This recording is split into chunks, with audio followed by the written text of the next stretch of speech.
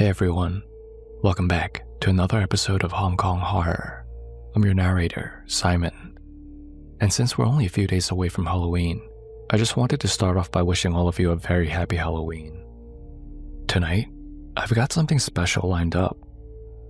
In the spirit of Halloween, I'll be teaming up with an amazing horror narrator you might already know, JNightmares. If you haven't checked out Jay's channel before, I've linked it down below. Definitely give him a listen after this, as he does a great job at narrating horror stories, mainly from Japan. For this special episode, Jay and I will be tag teaming to bring you a few terrifying stories to set the mood for Halloween night. So, turn down the lights, settle in, and let's dive right into it. I'll start off the episode with a story from Hong Kong. Then, I'll turn it over to Jay. Before we begin tonight's first story, I just want to give a heads up.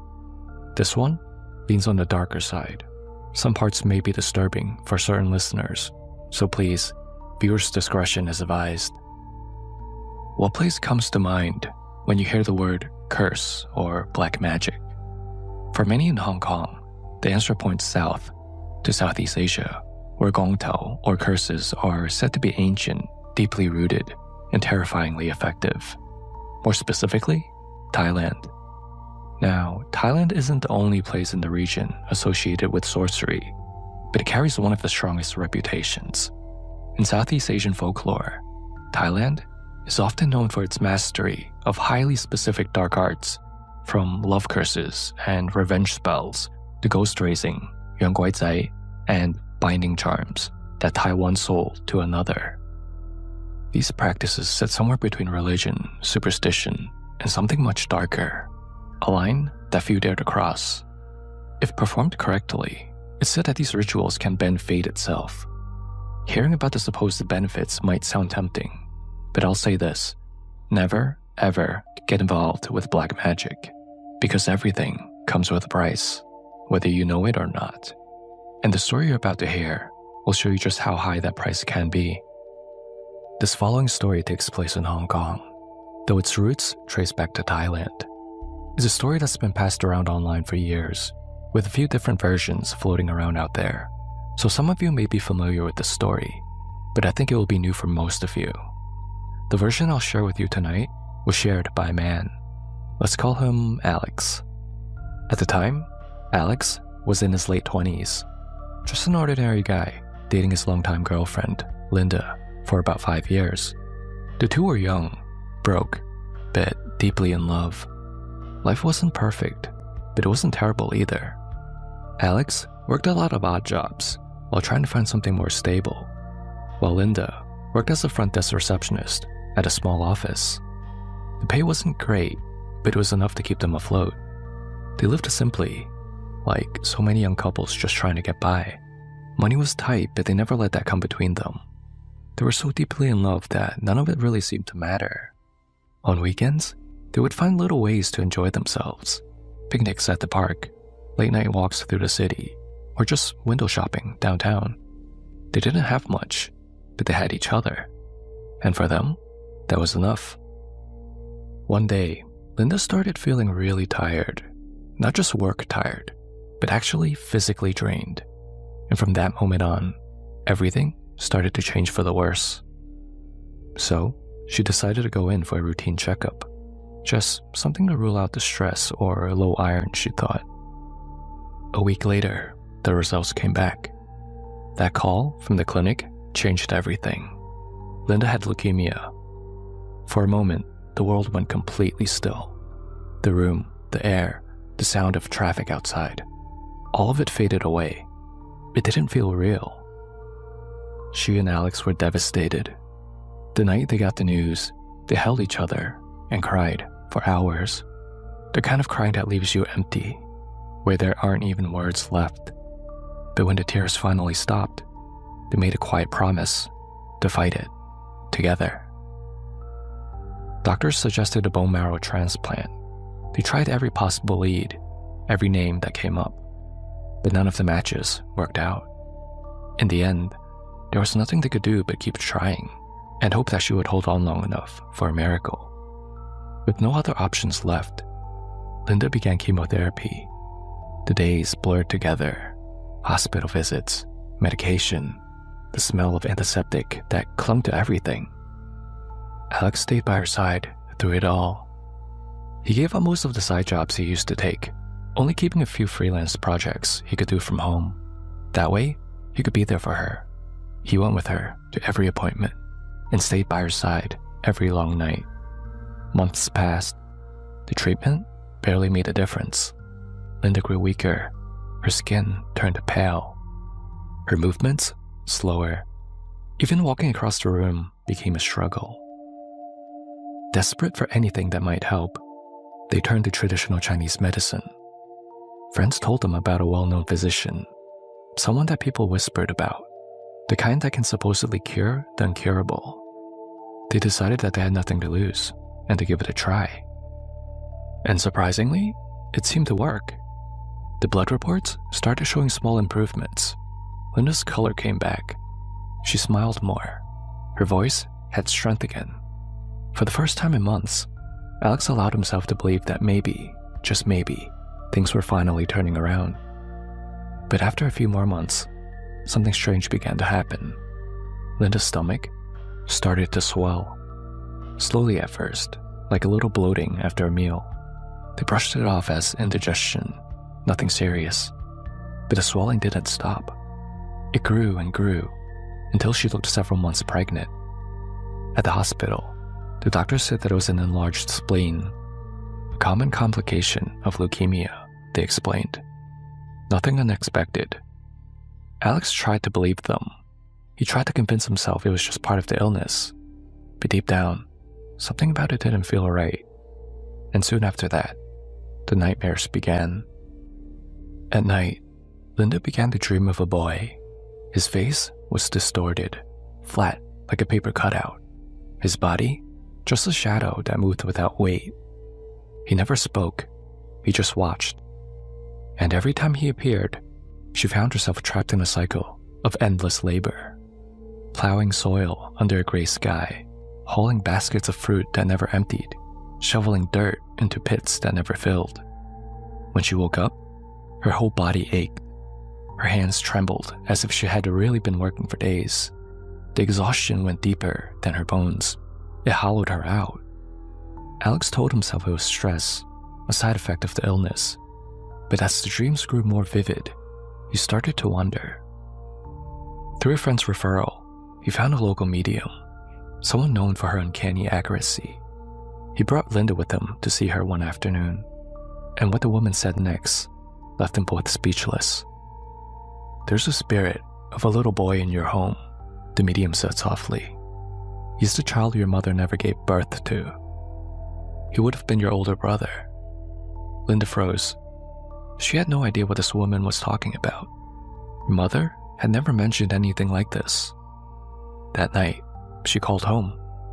At first, her mother denied it, but as the silence stretched, her voice began to shake. Finally, she admitted the truth. Years ago, before Linda and her sister were born, she had been pregnant once before, but the baby hadn't made it. Linda's mother explained that at the time, she and Linda's father weren't ready to raise a child yet. They were struggling financially, and the decision was made to end the pregnancy. That night, Alex couldn't shake a thought from his mind. Could the boy in Linda's nightmare actually be that child? The spirit of her mother's unborn son? Now a spirit twisted and trying to reach her from somewhere else? Through a friend, Alex was introduced to a Thai master living in Hong Kong, Master Gap. Master Gap was known for his involvement in an ancient practice known as Yongguai, raising ghosts. If you've listened to some of my previous stories, you might remember this is a dark art where a practitioner binds and controls the spirits of the dead, often children, fetuses, or restless souls, and keeps them as servants. Some use them for protection or wealth, others for spying, or worse. In Master Gap's case, he used them as scouts, spiritual messengers that could see what ordinary people couldn't. After listening carefully to Alex and Linda's situation, Master Gap performed a short ritual. His voice stayed calm, but his expression darkened. Through the visions of his spirits, he He confirmed there really was a little boy in their home, most likely Linda's aborted brother. But the boy wasn't the one harming her. He wasn't angry or vengeful. He was simply there, confused, and caught in something far beyond his understanding. The real danger, Master Gop said, was something else. Something hiding behind the boy's presence, using him as cover. Whatever was behind it didn't want to be seen. Master Gop couldn't yet identify who or what it was, but he promised to help. He prepared the talisman for Linda, drawn with red ink and strange markings, and instructed them to place it beside her pillow that night. Leave it there, he told them. Let it work while you sleep. Come back in a few days. That night, Alex and Linda followed his instructions exactly. They placed the talisman on the nightstand by her bed, and when they turned off the light, the room felt completely silent. That night, for the first time in weeks, Linda slept peacefully. The boy didn't appear. The nightmares, the endless fields, the shovels, the pain were gone. But something new took its place. In her dreams, a woman appeared instead. She didn't force Linda to work. She didn't speak at first. She simply walked beside Linda, through quiet places Linda had never seen before. Endless fields, a riverside under moonlight, grassy hills stretching toward the horizon. They sat together, side by side, watching the fields sway in the wind. The air felt calm, almost gentle. The woman looked to be in her 40s, her hair pinned back neatly, her clothes simple, almost old-fashioned. In the dream, Linda remembered asking her who she was. The woman didn't turn to look at her. She just answered quietly, "Miss Chen." There was a long pause. The sound of the wind seemed to grow louder. Then, without moving, the woman spoke again. "This was not meant for you. I know you are innocent, and I'm sorry for what's happened. You are innocent, just like my daughter was. I'm only here to collect my debt." And with that, the dream ended. Linda woke up suddenly, her heart racing. The next morning, she and Alex went back to see Master Gop. With the talisman now in place, Master Gop's spirit children, his Guaizai, were able to see more clearly, and the truth began to surface. Back in the 1960s, there had been a family, the Chens. They were wealthy traders in mainland China. One night, Linda's father and several of his friends kidnapped Mr. Chen, forcing him to smuggle them across the border into Hong Kong. Afraid of being caught and punished for it, Mr. Chen fled with his wife and young daughter. But the journey didn't end well. Mr. Chen died while they were on the run. Not long after, their daughter also passed away. Finally, Miss Chen, shattered by grief, took her own life. For decades, her spirit wandered, consumed by rage. Unable to find peace, she searched for the man who had destroyed her family. And when she couldn't find him, she found his daughter instead. But that wasn't the worst part. What Master Gop revealed next turned Alex's stomach. He said that Linda's own father had used Gong Tao against her. Gong Tao is pretty much Cantonese for a curse. To protect himself from Miss Chen's vengeance, he had turned his own daughter into a shield, binding her life essence as the vessel of his curse. Master Gop explained that this wasn't ordinary sorcery. Whoever had helped him was a master, someone who knew how to split a curse up into two halves, one bound the victim, and the other sealed inside a physical object. That object, a talisman forged decades ago, was the key. As long as that talisman remained intact, the curse could never fully be broken. And Linda's father was probably the only person who knew where it was hidden. The proof came a few days later. Hidden at the top of their wardrobe, inside a small white envelope, Alex found the unthinkable. Inside were strands of Linda's hair, clippings of her nails, her birth details written out on yellowed paper, and an old earring she had once lost years ago. These were the ingredients of black magic, the personal essence needed to bind a curse. They realized then that everything, The illness, the swelling, the dreams, it was all connected. And the person who had done it was her own father. The physical talisman that anchored the curse was still missing, most likely hidden somewhere he thought no one would ever find it. Without it, the curse couldn't be undone. From that point on, everything began to spiral. Strange things started happening in their room.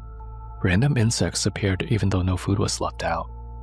Every single night, in the exact same spot on the floor, they would find another dead cockroach, as if someone had placed it there. Once, Alex even saw one crawl in alive. It staggered, slowed, and died the moment it reached that spot. When they confronted Linda's father, he denied everything, growing furious that they'd accused him of such a thing. His anger seemed more defensive than shock. But as Linda's body grew weaker, her father's luck only seemed to rise. He started winning lotteries, not once or twice, but again and again. Almost every ticket he bought hit some kind of prize. Neighbors talked about how lucky he became, laughing about it in front of his gate. Meanwhile, Linda's nightmares returned. This time, she was alone, working endlessly under a burning sun, without a boy or a woman beside her. Her strength faded day by day, until one morning, she coughed violently, and blood spilled from her mouth. Alex rushed her to the hospital, but deep down, he knew something far beyond medicine had taken a hold of her. In the hospital, Linda told Alex something that made his blood run cold.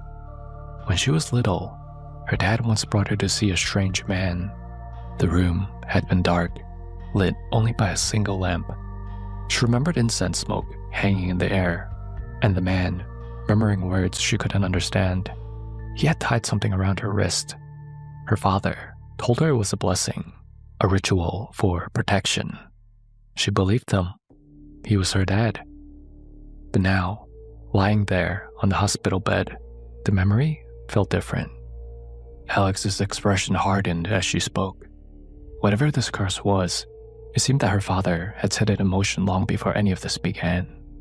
Despite all of Alex's efforts, the talismans, the prayers, the sleepless nights, Linda's body couldn't hold on any longer. When the doctors called for her family, she broke down crying because she finally understood. The people who should have protected her were the ones who had betrayed her. Linda didn't survive. So, what do you guys all think happened here? Please pause the video here so you can share your thoughts in the comments below. Alright, so what do I think happened here from a Chinese cultural perspective? This one is a very heavy one, and it goes pretty deep, so I'll try my best to break it down from my perspective. But before I dive into my breakdown, I want to start off with what I think will happen to Linda's father for his heinous actions against his own daughter. I know many of you are probably disappointed that he didn't get the punishment he deserved, but in Chinese belief, particularly Buddhist-influenced thought, every action carries karmic consequences. A heinous act, especially one involving cruelty, betrayal, or harm towards others, especially your own family, creates extremely heavy negative karma. That karma isn't instant, but it will always return. It might manifest as illness or madness before death, or misfortune that destroys his remaining descendants. In other words, his own fate and that of his own lineage would become cursed or doomed to misfortune until balance is restored. After death, he would face Himlowang, the king of hell who presides over the 10 courts of Diyu. Each court deals with a different type of sin, and his punishment would depend on what he did. For acts of extreme moral corruption, especially harming kin or committing spiritual transgressions, he would likely be judged in one or more of these. The 5th court, son of the king Yama, for betrayal and moral crimes. The soul is dragged by Otomamin, ox head and horse face, and thrown into boiling oil or flayed alive. The 7th court, for destroying family harmony, punishment in the mountain of knives. Or the 10th court, where his final reincarnation would be downgraded to the lowest life form or denied rebirth entirely, weighing but 2 sung, never to reincarnate. In many folk beliefs, such souls become wandering ghosts, 孤魂野鬼, eternally starving, unable to find peace or return home. And now, let me move on to my breakdown of this story. From a Chinese cultural and Taoist Buddhist lens, using gong tao, or any sort of black magic, to manipulate fate is considered extremely taboo because it interferes with the balance of heaven, earth, and man. Tin Dei Yan. Gong tao, curses, represents the extreme of selfish intent, bending karma to benefit oneself, usually at the cost of another. By sacrificing his own daughter as a spiritual shield, the father violated moral order. In Chinese moral philosophy, betraying your child for personal gain is an unforgivable act that disrupts the natural flow of virtue. Spiritually, the cosmos does not ignore that. The father's actions would accumulate heavy in karma, so in essence, his good fortune, with his lottery wins and success, it's only temporary. A borrowed blessing, paid for with his daughter's life essence. In time, this kind of karma always settles the debt. I personally think that he's on borrowed time, now that he's no longer shielded. What about the spirit of Miss Chen, the woman in Linda's dream? I think this is a classic example of yin debt and the cycle of vengeance. Miss Chen represents the concept of a yunling, a vengeful spirit born from deep injustice. In Chinese ghost lore, spirits like her don't move on because the resentful energy outweighs all other emotion. However, notice how she tells Linda, "You're innocent, just like my daughter was." That line shows moral awareness. She's not a mindless ghost. She's still bound to retribution, but she recognizes innocence. Her haunting is not a personal revenge, but a settling of a karmic debt. By harming the Chen family in life, Linda's father created an energetic bond between their bloodlines, a yin debt, when he later tried to shield himself with Gong Tao magic. That debt didn't disappear. It redirected to the next of kin, Linda. From a spiritual logic perspective, Miss Chen didn't choose Linda. She was drawn to the karmic thread connecting her grievances with her father's bloodline. I also want to touch on the raised ghost concept, 冤鬼仔. Master Gop's practice of 冤鬼仔 is something often whispered about in Hong Kong and Thai Chinese culture.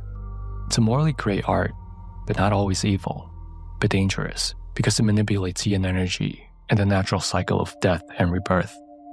His guizai, spirit children, act as spiritual scouts, but in Buddhist terms, controlling wandering souls instead of releasing them creates karmic imbalance.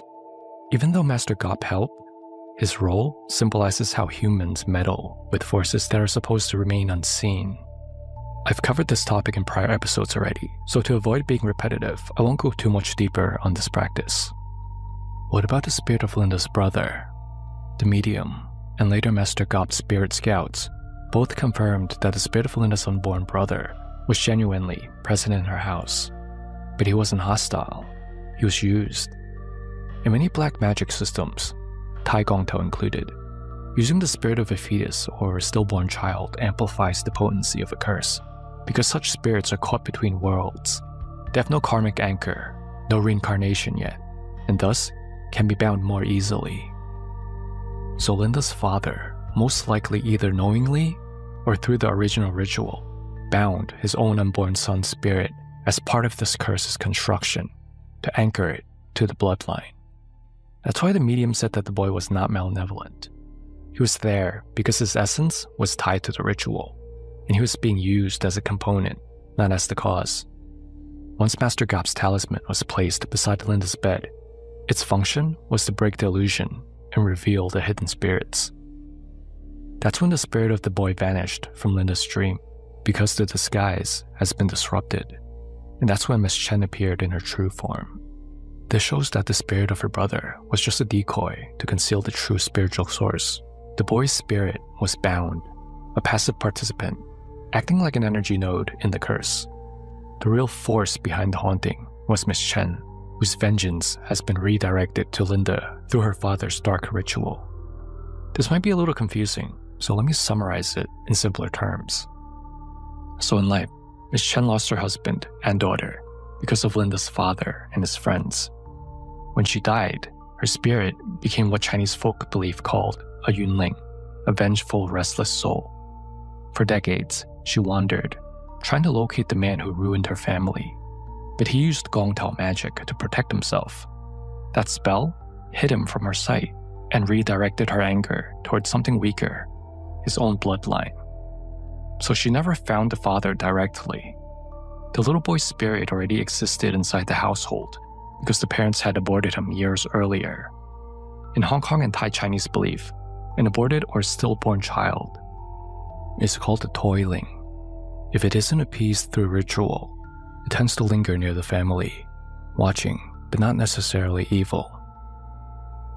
He wasn't looking for revenge, he was simply stuck. When the father cast his Gongtao curse to hide from Miss Chen, he needed a blood anchor, something of his own flesh that would carry the punishment in its place. He used Linda, but to bind the spell more firmly, he also used the soul of the aborted son as a secondary anchor. That tethered Miss Chen's karmic rage to the brother's spirit, and then, through him, to Linda. You can think of it as a chain of mirrors. Miss Chen, the vengeful spirit, who followed the cursed pathway created by the father's Gongtao when she was looking for him, which then led her to the unborn brother's spirit, which then led her to Linda, the living vessel. Alright, so I don't want to hog up too much time in this episode. I now want to pass the torch over to Jay, who will narrate 2 JNightmares stories for us.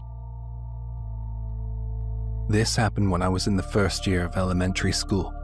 Thinking back on it now, I often wonder if it was a dream. I still remember that night very clearly, so a part of me doubts that it was just a nightmare. It was a very creepy experience. It was a July night, a real hot one. For a reason unknown to me, I suddenly woke up. I looked at the illuminated numbers on the alarm clock and saw that it was just after 3 a.m. Ever since I was little, I had an interest in ghost stories, and at every opportunity, I tried to watch anything mildly spooky on TV. But when it came down to it, to actually being confronted by something out of the ordinary, something kind of scary, I was a true scaredy cat. So when I woke up that night, I started to get a little spooked. I was immediately wondering why I woke up. I was suspicious and fear was knocking at the door of my mind, if that makes sense to anyone out there. Back in those days, our family slept in the same room as each other. My mum, dad, me and my sister used to sleep on roll-out beds. Hi, Jay here. Co-sleeping isn't that uncommon in Japan. Families often use 2 or 3 large futons spread across the floor in a tatami room to enable parents to sleep next to their babies or young children. Back to the story. Since I was awake, I looked around. I was curious to see if anyone else had woken up, but no one had. It's quite a lonely feeling as a child when you know that you're the only one awake at night, isn't it? I felt safe though, so I thought I'd try and get back to sleep. I shut my eyes in preparation for sleep, but after a few moments of them being shut, I heard something. I stiffened up, almost instantly, in fear, because I swear I heard a woman's voice say something like, "Help me." It was definitely coming from outside, but it scared the heck out of me. Our family home faced the national highway, but there were very few cars that passed at night. It sounded like the voice was coming from right outside, in that direction. Nowadays, a lot of apartments have been built in that area, and new neighborhoods have sprung up. Along with that, there are convenience stores, family restaurants, all sorts. So at night, there are a lot of people on the streets passing by, so street noise is perfectly normal. But back then, the nights were real quiet. There was hardly any street noise or people walking around in my area late at night.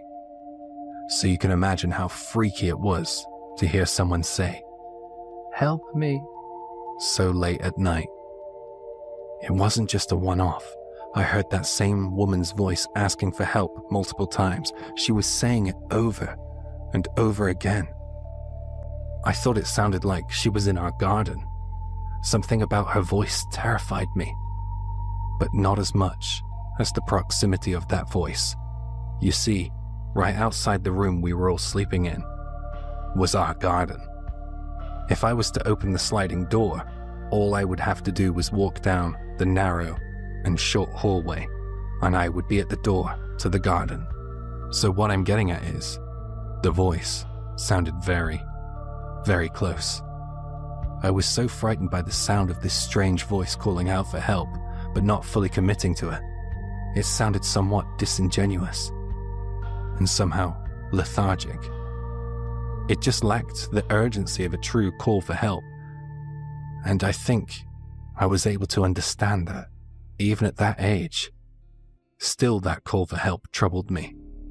It was frightening beyond belief. What was out in our garden? I shut my eyes and put my hands to my ears, but for some reason, I could still hear calls for help, even with my fingers jammed in my ears. After a while, the voice kind of just disappeared. It faded away. I wondered if the owner of that voice had wandered off. I felt a great sense of relief, in all honesty. But there was a feeling of fear that hadn't left me yet. A sense of unease. I felt, I don't know, but perhaps it was like the calm before the storm. So I decided to try and wake my dad up. He was sleeping next to me, so I gave him a couple of nudges. He didn't rouse though. My father was a policeman, and because of his line of work, he would often be a shallow sleeper. He would sometimes be on call for emergencies, and he was used to waking up at the slightest of noises, but not that night. I tried my best to wake him, but he was sound asleep. I began to panic, so I decided to go to my mum, who was sleeping just the other side of him. I didn't have much choice. I needed someone because I was scared. As I got up to step over my dad to get to my mum, that's when it happened. I heard it very clearly, and it came from the same room we were in. I heard an unknown woman's voice say, "Help me." It was the same voice I had heard out in the garden, but now it sounded like she was in the same room. I started freaking out. I thought I saw a shadow in the dark, but a pile of clothes can look like a monster if you forget that they're there in the dark. I'm not sure of what I saw, but I'm absolutely sure of what I heard. I screamed the house down. I was utterly terrified. I think I actually lost consciousness after that.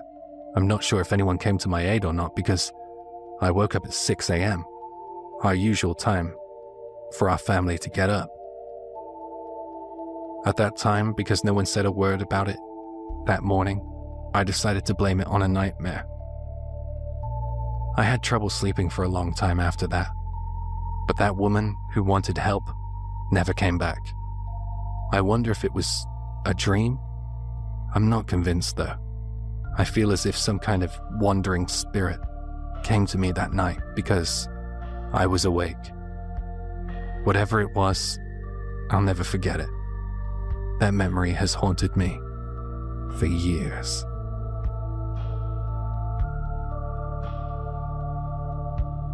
This all happened when I was living in a dingy old flat in Nakameguro during my first year as a working adult. Back then I was determined to save money. I wasn't making much in my entry-level job, so I had to pick a flat that was within my limited budget.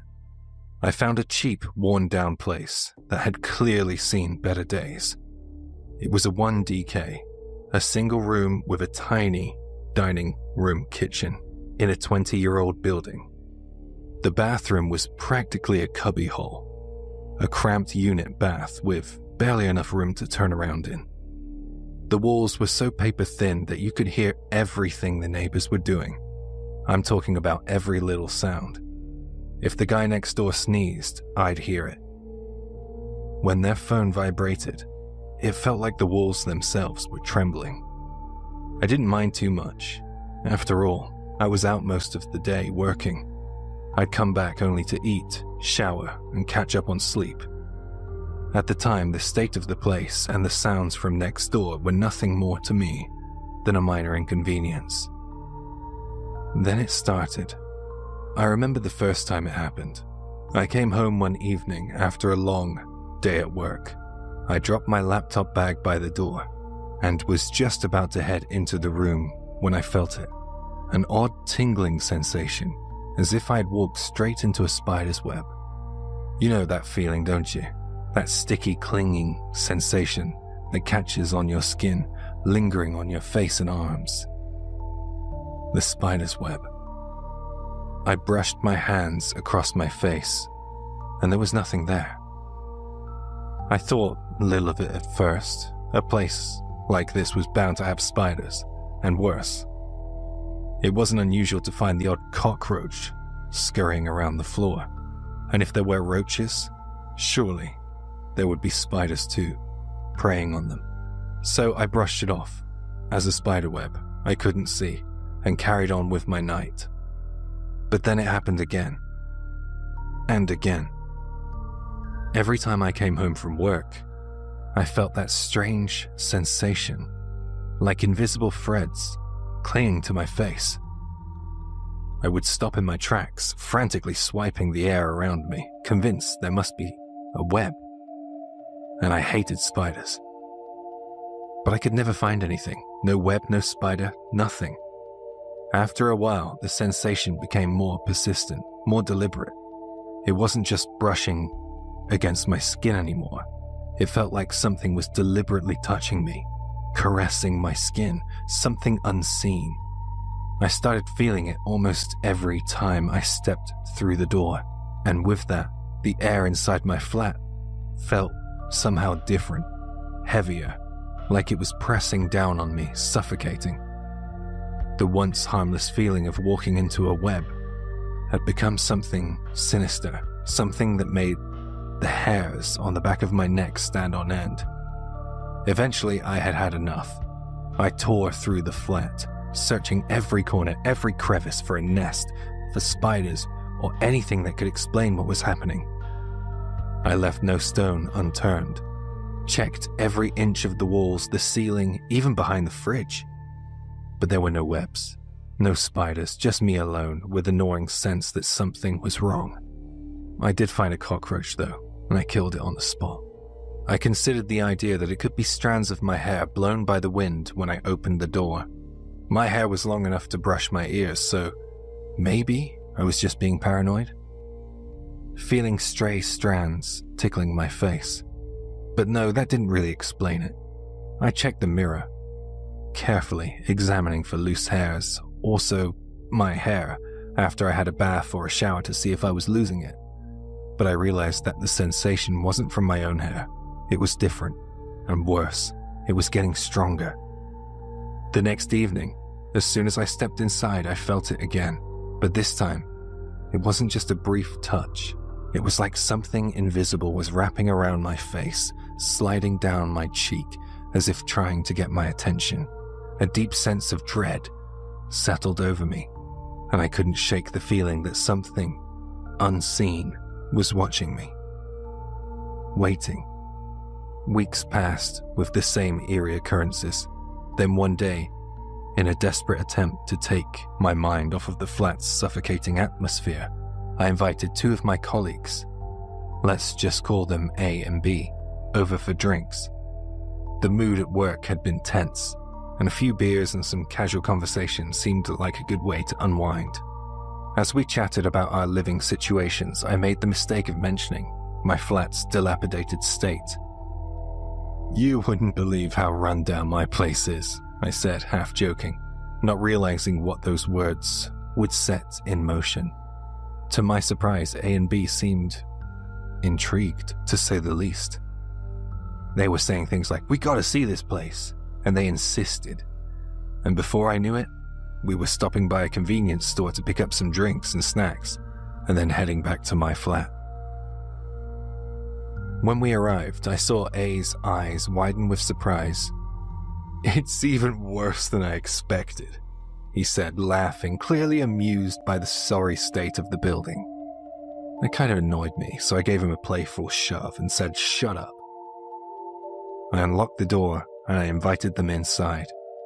But as I held the door open, I noticed B standing there, frozen, his eyes locked on the entrance to my flat. He wasn't just staring though. He was completely spaced out, as if something had shocked him. So I say, "B, you coming in or what?" And he barely responds. Yeah? His voice hollow. He walked in slowly, like he was stepping into something unpleasant. I thought he might have been drunk already, but we hadn't even started drinking yet. "Are you alright?" I said, giving him a concerned look. His eyes darted around the room nervously before he forced a weak smile and said, "Yeah, I'm fine."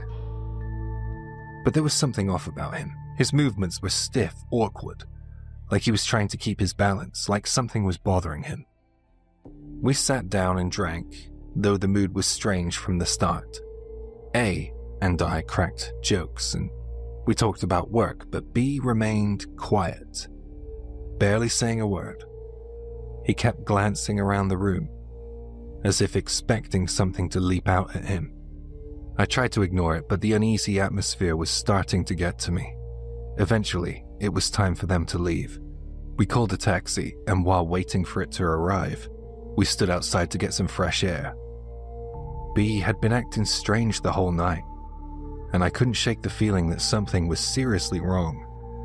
I walked them downstairs and waited with them for their taxi, and then, out of nowhere, B asked, "Is your flat an accident property?" "What?" I blinked, confused.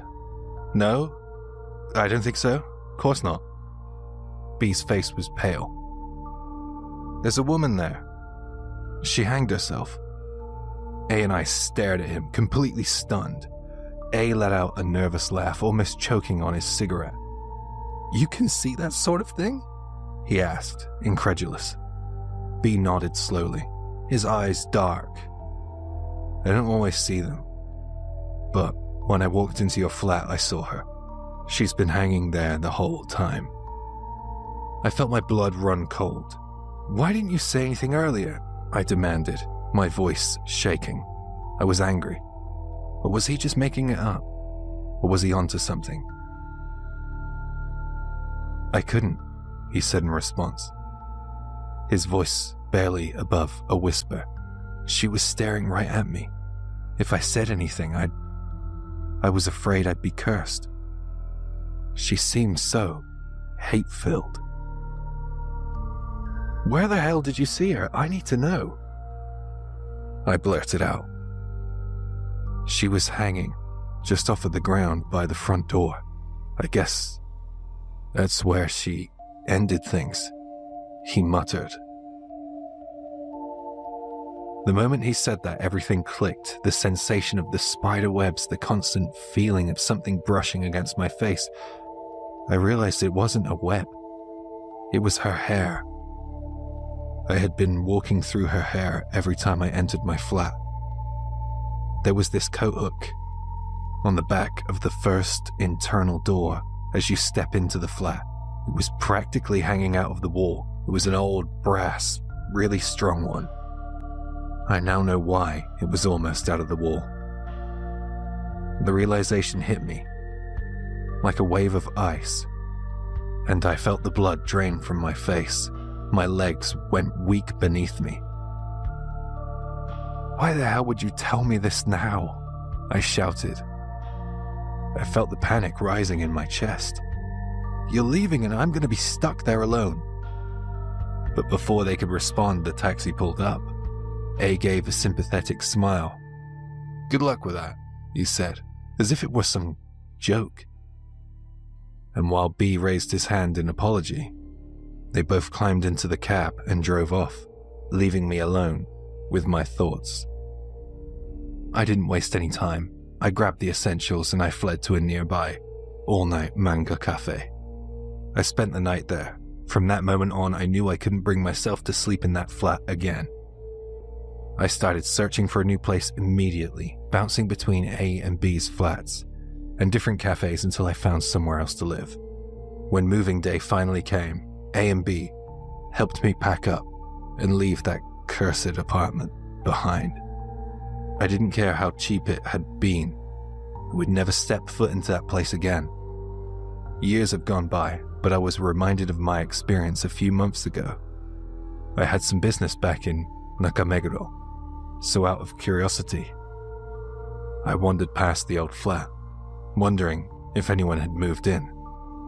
The building still stood, still as decrepit as ever, but I noticed an umbrella propped outside the door of the apartment I used to live in. Someone was living there now. I wonder if they've felt it yet, the spider's web, or if they've seen her. But none of that's my concern anymore, is it? And that brings us to the end of tonight's special episode. I want to thank JNightmares for coming on and lending his voice in tonight's stories. I wish you all a very happy and spooky Halloween. Stay safe and have fun.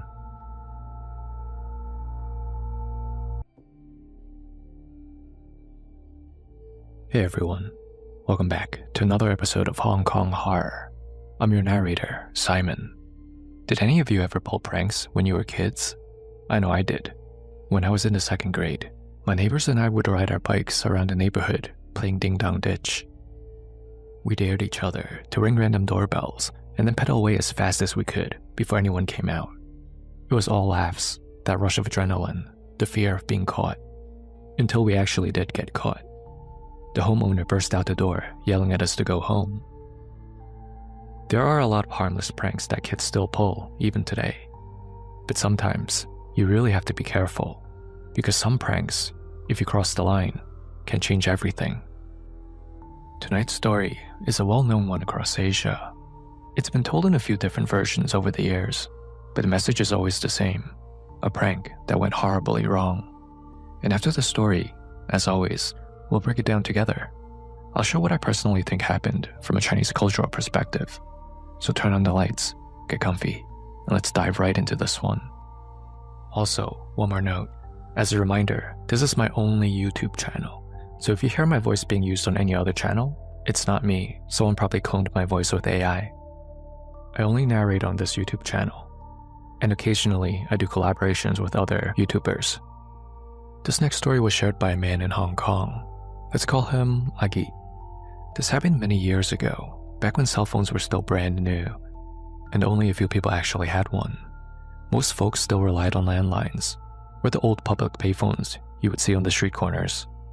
Back then, Agi was just your typical high school kid, definitely not the studious type. His grades were terrible, always near the bottom of the class, cared more about hanging out with friends and playing soccer after school. But more than anything, Agi was a prankster. He and his friends loved causing harmless trouble, playing Ding Dong Ditch after school, ringing random doorbells in old apartment buildings, and sprinting away before anyone caught them. In class, he balanced chalkboard erasers above the doors so that anyone that walked in would get showered in a puff of white dust.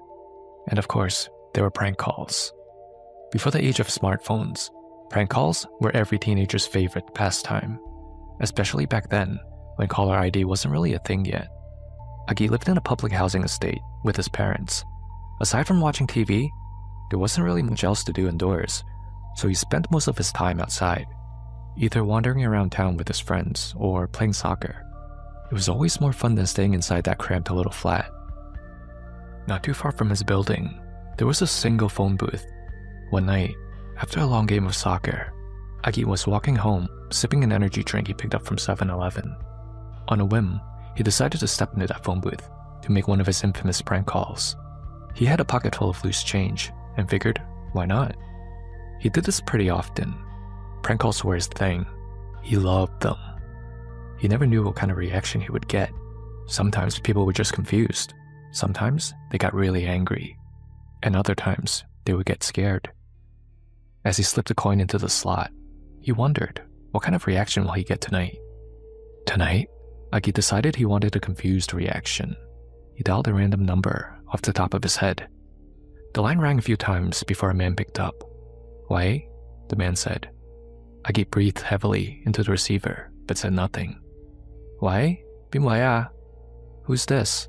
the man repeated, sounding annoyed. That's when Agit spoke. "I'm downstairs. Can you come open the door for me?"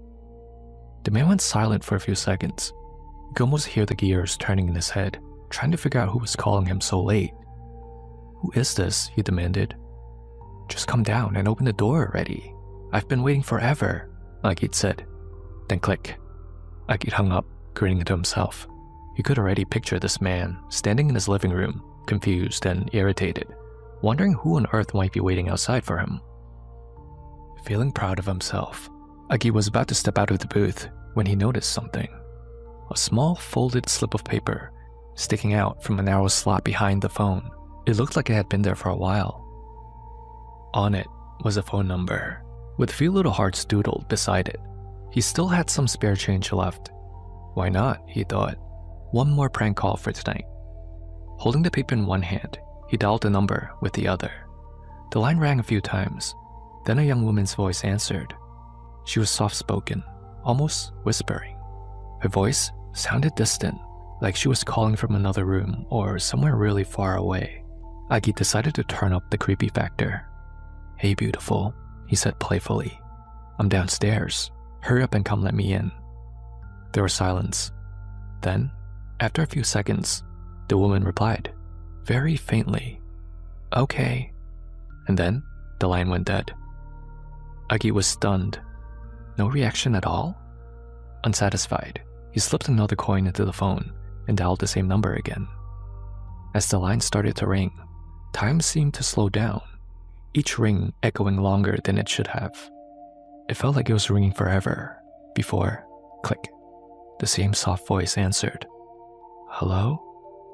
Agit deepened his tone, trying to sound older. "Hey, gorgeous. I said I'm outside.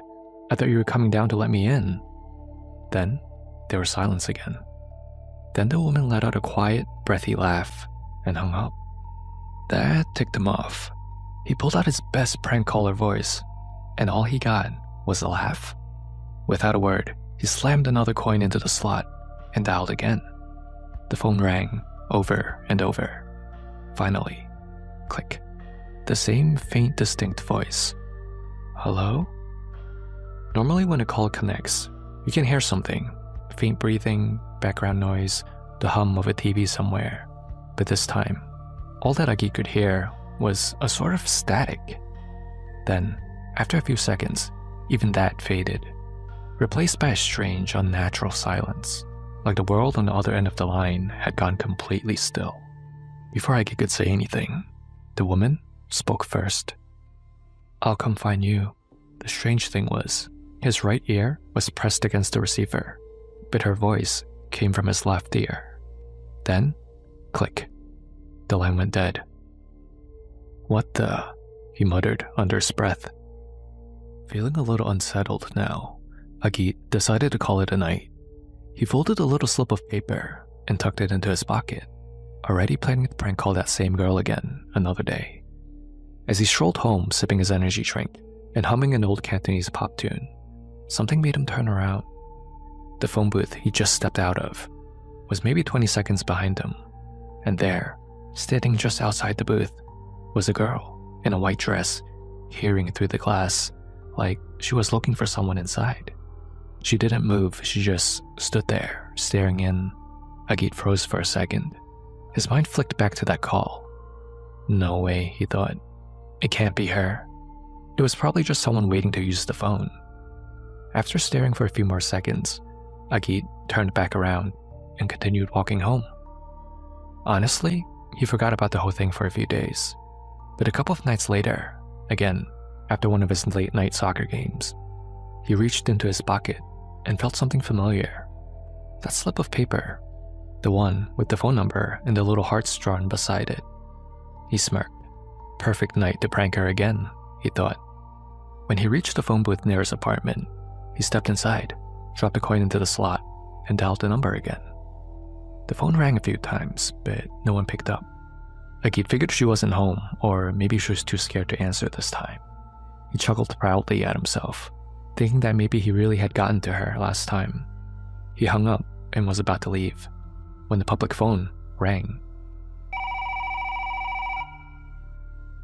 The sudden sound made him freeze. Booth was empty. The street around him was quiet. Slowly, he picked up the receiver. "Hello?" he said. There was a harsh, distorted static on the other end. Then, a click, as if someone had just hung up. But before Agit could lower the receiver, he heard it. A voice, loud, sharp, and close. Not through the phone, but inside his head. "Found you." Followed by laughter. Startled, Agit dropped the receiver, heart pounding. He could feel it, that cold, prickling sense that someone was right behind him. Slowly, he turned around. Pressed up against the glass of the phone booth was a woman, the same woman in the white dress he saw a few nights ago. Her face was inches from his, smiling. But the smile was too wide, too stretched, too wrong. She stared straight at him through the glass, her grin twisting even wider as a sound began bubbling out of her throat. A laugh.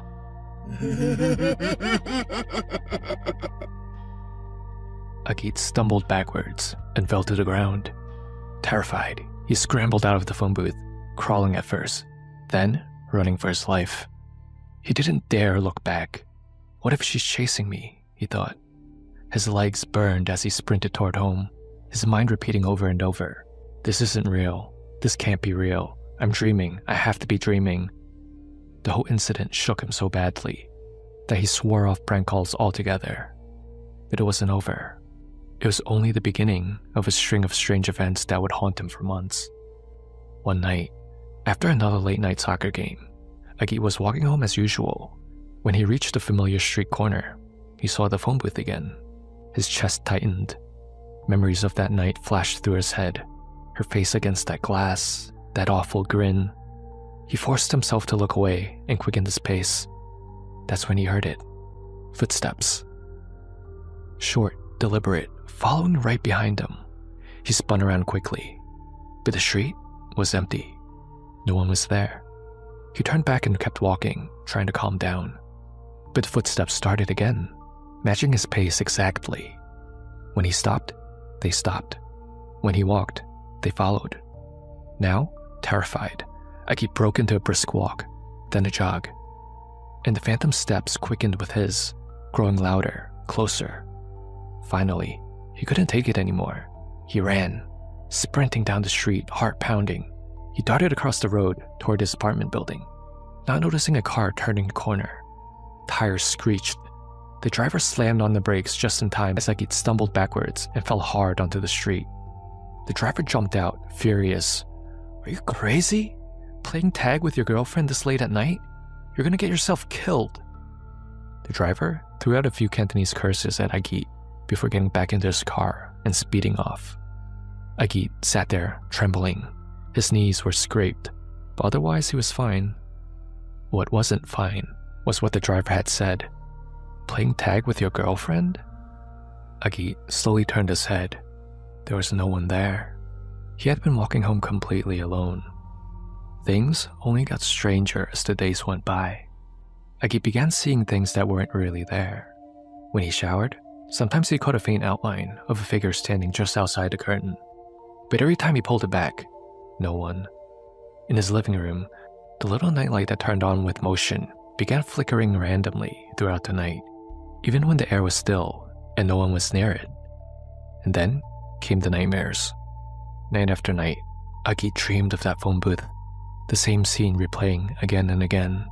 The woman in the white dress, her face pressed against the glass, whispering the same words each time. "Give it back. It doesn't belong to you." Agit had no idea what she meant, but every time he woke up drenched in sweat, heart racing. His health began to decline. He caught colds constantly, and his body ached all the time. When he played soccer, he would trip, twist his ankle, get injured in ways he'd never used to. It felt like everything in his life was starting to fall apart. One night, after school, he rode his bike to a nearby herbal tea shop, one of those old school leungca places, to pick up some medicine for his parents. The shop owner, an older auntie, known for chatting with all her customers, smiled as she handed him the herbs. "Such a good son," she said, "coming all this way to buy medicine for your parents." As Aggie paid and turned to leave, she called out again. "Hey young man, take some of these cookies. A friend gave me too many. You can share them with your girlfriend on your way home." Agit froze. "Girlfriend?" he repeated. "Yes, that girl you came with. She was sitting on the back of your bicycle when you arrived," the auntie said cheerfully, wrapping the cookies and tucking them into his bag of herbs. "Don't be shy, share them together." Agit's mouth went dry. He didn't even try to explain. He just nodded weakly, thanked her, and walked out. He couldn't bring himself to ride the bike home. He simply hung the bag of herbs and cookies on the handlebars and walked the bike home the whole way back, trembling the entire time. That was the last straw. Agit didn't know what was happening to him, but he knew, without a doubt, something was very wrong. That night, as Agit tossed and turned in bed, he couldn't stop thinking about that recurring nightmare. "Give it back. It doesn't belong to you." What did she mean? Give what back? He's never stolen from anyone before. And then it hit him. The slip of paper. The one he found in the phone booth. That was the only thing he's ever picked up that wasn't his. It was already close to 11 o'clock, and he couldn't wait until morning. Quietly, he snuck out of his apartment, the folded piece of paper clutched tightly in his hand. When he reached the phone booth, he froze. There was already someone inside. At first, he thought the man was just making a call. But as Agit got closer, he realized this man was frantically searching around the phone, checking every crevice and corner. "Excuse me, sir," Agit said softly. "Are you looking for this?" The man, maybe in his late 30s, looked up. The moment he saw the slip of paper, his eyes widened, filled with relief. Yes, thank you, young man. Thank you so much." He reached out and took the paper gently, as if it was something precious. "I'm sorry," Agit said. "I didn't know it was important. May I ask why?" The man stared down at the faded note, a faint smile forming on his lips. "It's alright," he said quietly. "You wouldn't have known. It's not the number that matters. I know it by heart." He paused. "This belonged to my late fiancée. When we first met, our families didn't approve of us. She wrote her number down on this paper, and I hid it here, at this very booth, where I would sneak out at night to call her.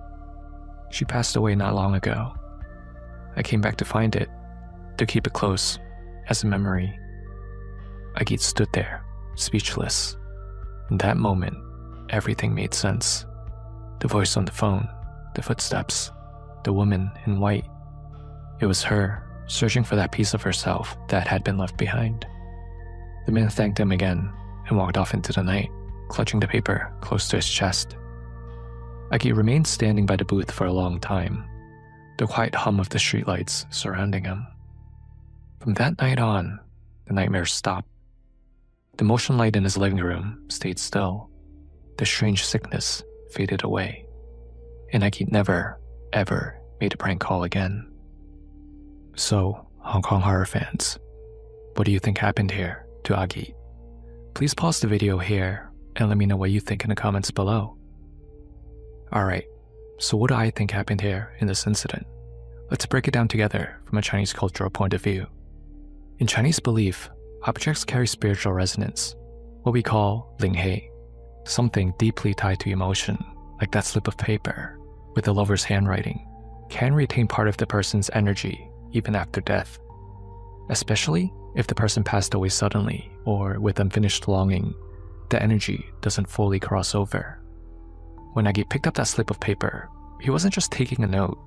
He had unknowingly taken possession of a spiritual link between two souls, the man and his late fiancée. To her spirit, it felt like someone had stolen a piece of her connection to the mortal world. That's why she kept saying, "Give it back." The misfortunes that followed, Agit's health declining, the accidents, the constant nightmares, all fall under what elders would call soiwon, a run of bad luck brought on by disturbing the dead. It's believed that when a living person interferes with something belonging to the spirit world, their yang energy weakens, letting yin entities draw near. But notice, once you return the paper to its rightful owner, everything stopped.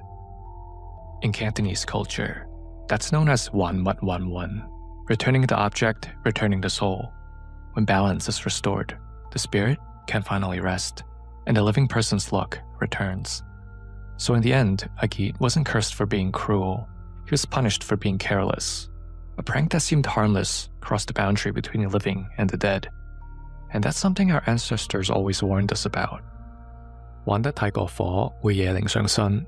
When you play too far, the spirits might start playing back. In Chinese culture, the act of calling someone carries a symbolic weight. The phone itself is seen as a kind of channel, a line that connects two spaces. When you speak through it, your voice and intent travel through invisible currents, what older generations might call yin pathways. That's why we sometimes say, don't answer strange calls at midnight.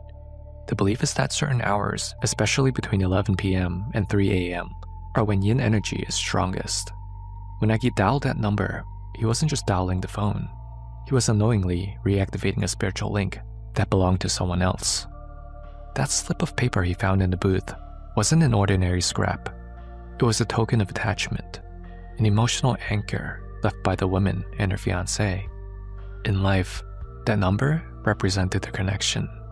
In death, it became a bridge that still tied her spirit to this world. The moment he dialed it, it could be very possible that his voice became the first living one to call her again. To her restless spirit, that sound was a summons. Think of it as lighting an incense in the wrong place. You might not mean harm, but you still invited something that remembers the scent.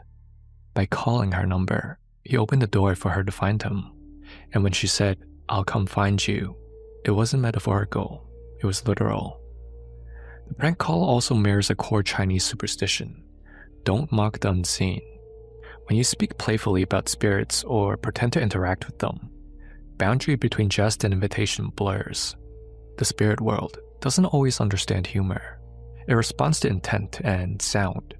So to the woman's lingering soul, Agit's flirtatious, "I'm downstairs, come open the door," could have sounded like the voice of her lover calling her once more.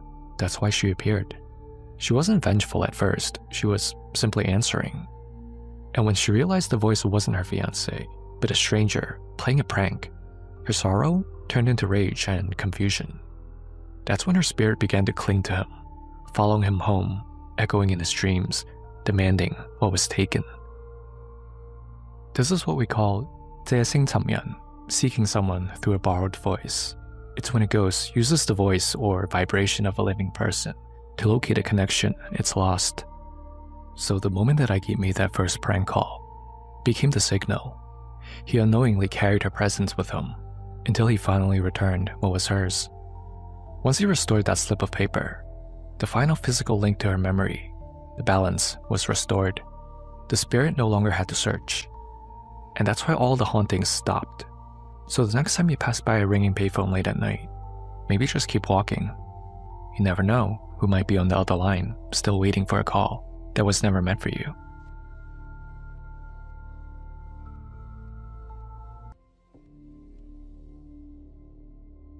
Hey everyone, welcome back to another episode of Hong Kong Horror.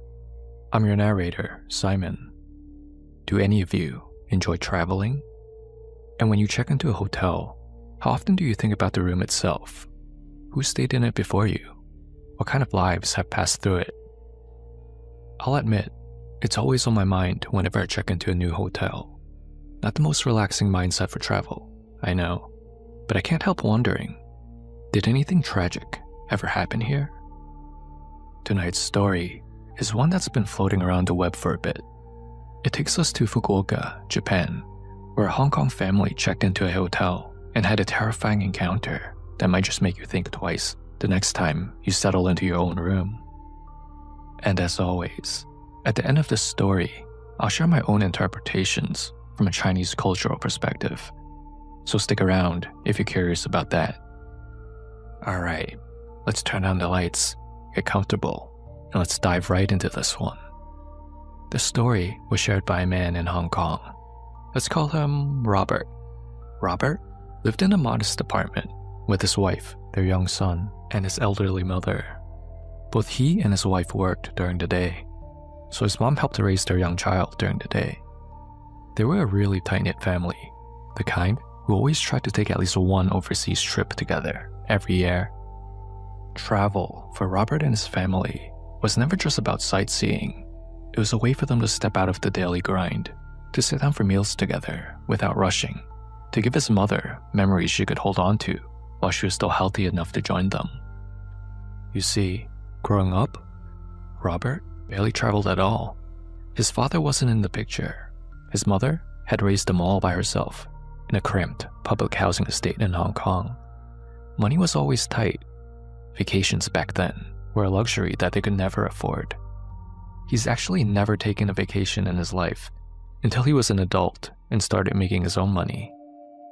Now that Robert was older, with a steady job and his own family, he swore things would be different. Every trip he took, he promised himself his mom would be there. Each journey was a way to repay her for everything she sacrificed to raise him, to give her experiences she's been denied all these years, while all she did was work as a janitor at a shopping center. So when the family planned their trip to Japan, Robert insisted that she come along. Fukuoka was the destination, a city famous for its food, its slower pace, and its family-friendly atmosphere. A perfect place for a few days of rest and relaxation. They booked a hotel room big enough for all four of them: Robert, his wife, their little boy, and his mother. Just like at home, they would all be under the same roof, ending each day together. At least that was the plan. Because what unfolded in that room would leave Robert unsettled long after they returned home. An experience that turned an ordinary family holiday into something he would never forget. Since this was their annual family trip, Robert decided to splurge a little to spoil everyone. Instead of the budget hotels they were used to, he booked a 5-star hotel for a few nights. They would stay there for a few nights before moving on to cheaper hotels for the rest of their stay. It was a stretch for their budget, but he figured, why not? His mom deserved it, his wife deserved it, and even his young son should have new core memories of comfort, luxury, and family. When they first entered the room, everything looked perfect. 2 large double beds, made up neatly with crisp white sheets, bright lighting overhead, a bathroom that looked absolutely spotless, gleaming like it had just been cleaned. On the surface, it felt worth the money. But almost right away, all of them noticed something was off. A foul smell. It wasn't overwhelming at first, just a faint, unpleasant odor that lingered in the air, clinging to the air, no matter how much they tried to ignore it. They spent a few minutes trying to figure out where the smell was coming from. It wasn't the garbage bin. It wasn't the bathroom. Robert even crouched down, sniffing near the air vents, thinking maybe the filters were overdue for a change. The best way to describe it, it was like that damp smell you get when a towel or piece of clothing never dries properly. You hang it up, you think it's fine, but instead of that fresh, clean scent, it leaves behind this sour, almost pungent odor. Robert thought maybe it was also the air conditioning. The filters probably needed to be cleaned. His wife assumed it might be the cleaning rag that the housekeepers used to wipe the room down with. His mother didn't say much, though Robert noticed her brow furrow slightly, as if the smell reminded her of something she couldn't quite place. No matter how spotless the room looked, something about that odor made the space feel less welcoming. After a few more minutes of searching and coming up empty, they gave up.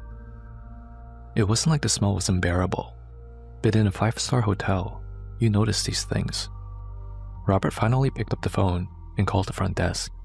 He explained the situation politely and asked if there was any possibility of moving to another room. The staff apologized right away, their tone professional.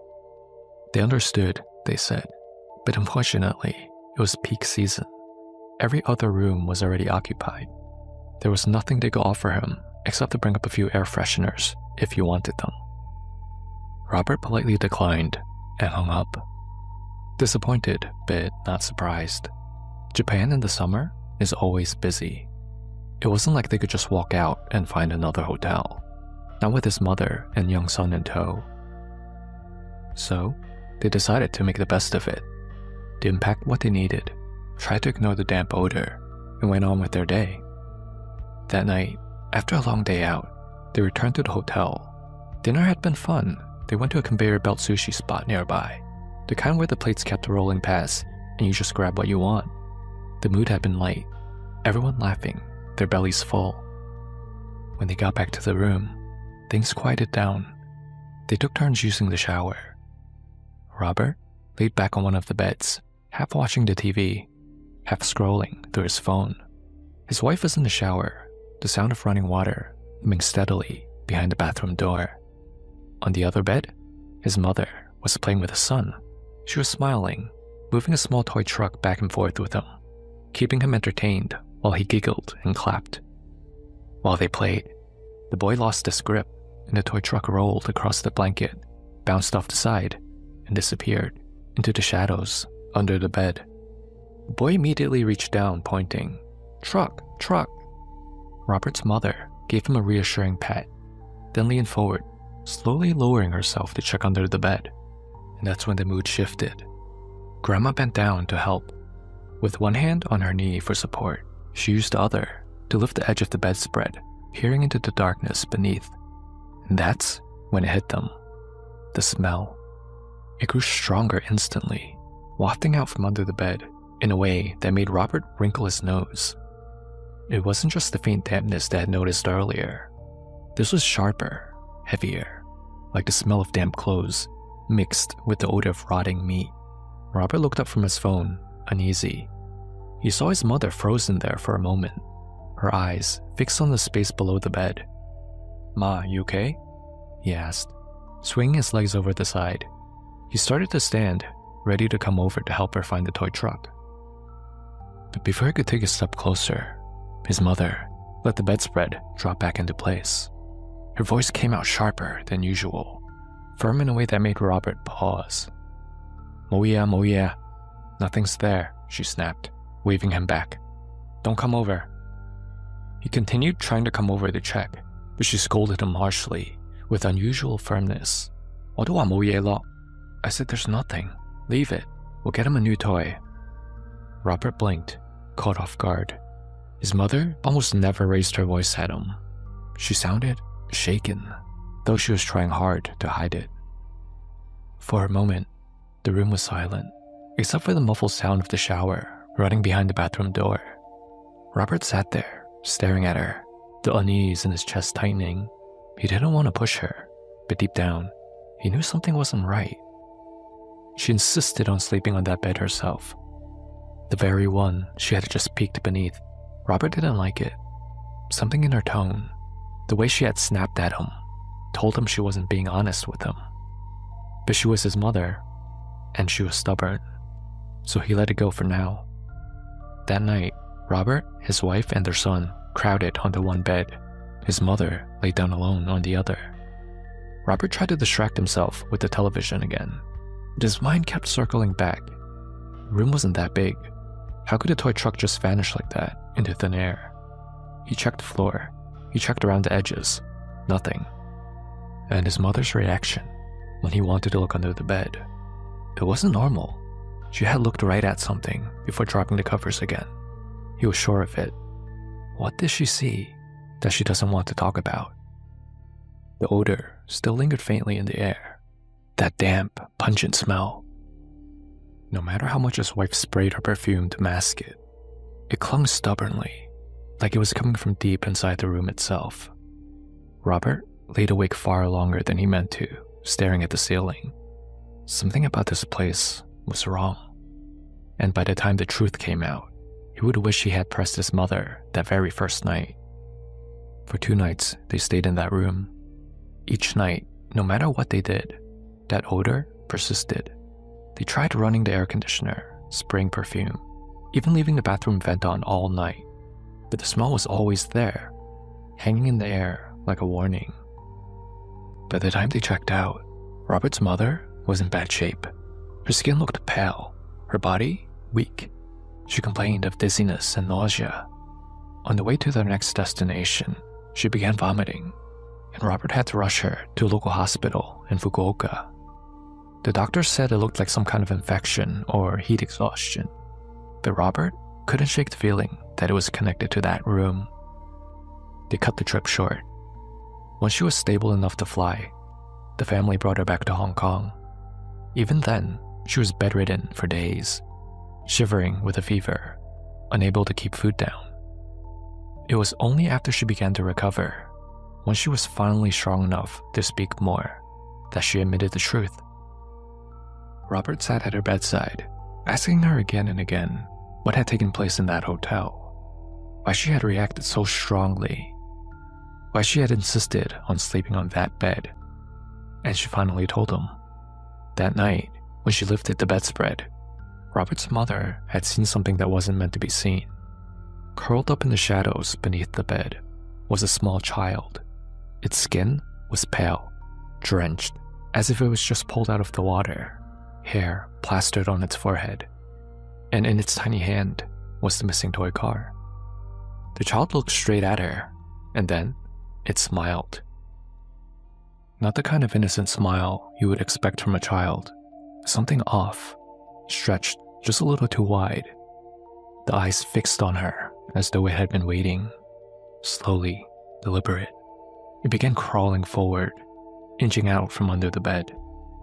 In that moment, instinct took over. Terrified, she dropped the bedspread back down, snapping it shut like a curtain, and forced herself to act as if nothing had happened. She told Robert there was nothing there. She insisted on sleeping on that bed herself, shouldering that fear alone, and said no more about it, fearing that it will ruin everyone's vacation that was already fully paid for. Hearing his mother's confession, Robert finally pieced everything together. Why the toy had vanished, why that damp, rotten smell never left, and why his mother had insisted on taking that bed for herself. She had carried the weight of that fear in silence, and afterwards, she carried that sickness in her body for 2 full weeks, only recovering after visiting a spiritual master back in Hong Kong who helped cleanse her of lingering energy. So, what do you think happened here? Who is this mysterious child under the bed? Was it the ghost of someone who had once died in that room, in accidental drowning that the hotel kept quiet? Or was it simply a wandering spirit that found shelter beneath the bed? Please pause the video here and let us know what you think in the comments below. Alright, so what do I think happened here from a Chinese cultural perspective? Let's break it down a bit. There's a few things that stood out to me. The first was the smell. In Chinese culture, there's a very old belief that the world of the dead carries a scent. When yin energy gathers, it often manifests as odors, damp, rancid, rotten, or moldy. The Cantonese term "sapmei," damp smell, is sometimes used when describing a haunted place. It's not that clean dampness of rainwater, but a heavy suffocating stench, like mildew, that refuses to leave. Smell, in Chinese tradition, is considered one of the senses most sensitive to the spirit world. Unlike sight or hearing, which can be doubted or brushed aside, smell is harder to explain away. When you walk into a new place and that pungent, sour odor clings to you, even if the room looks perfectly clean, it's often interpreted as a warning sign. Some Taoist masters explain it this way. Yin spirits, especially those who died tragically or violently, retain moisture. Their presence creates a wet atmosphere. That's why ghost encounters are so often linked to water or to cold drafts. It's not just a coincidence that Robert's mother saw a wet child under the bed. The odor of dampness was the first sign that the spirit was already there. The second thing that stood out to me was what Grandma saw under the bed. In Chinese culture, children are believed to be closest to the spirit world. I'm talking about living children. Their yang energy, the vital life force that protects us, hasn't fully matured. That's why babies and toddlers often cry at nothing, or point to things in corners that adults can't see. Elders will even say, 小朋友眼灵通. Little ones are spiritually connected. But when it comes to a spirit child, that's a different story. It's considered one of the most yin presents that you can encounter. Why? Because a young life cut short is viewed as deeply unnatural. The soul doesn't want to leave. It lingers with grievances, confusion, or longing, all of which amplify yin energy.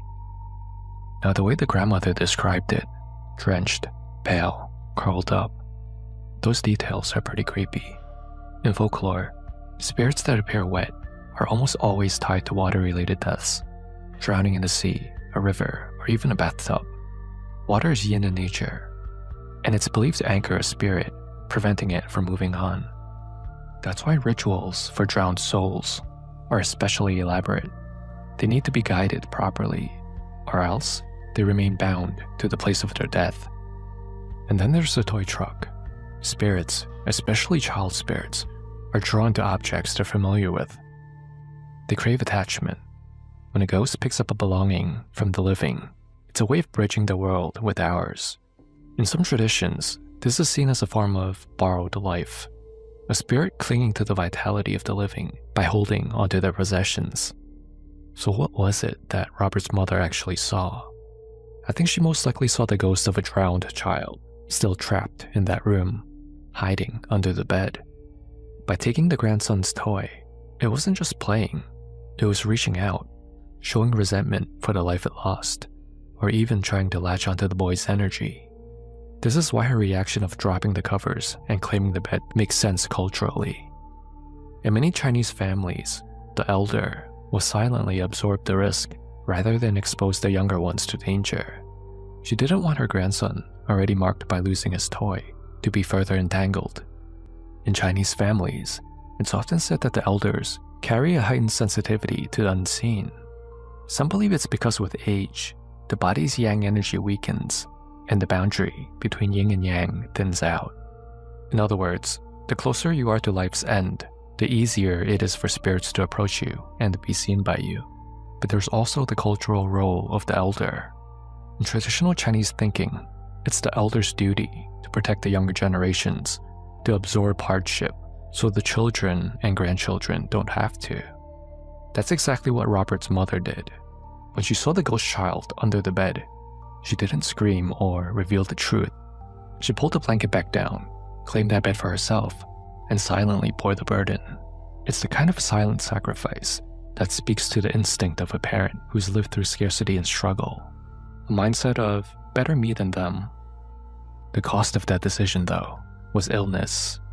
In Cantonese, we call this chong sat hei, being struck by contaminated spiritual energy.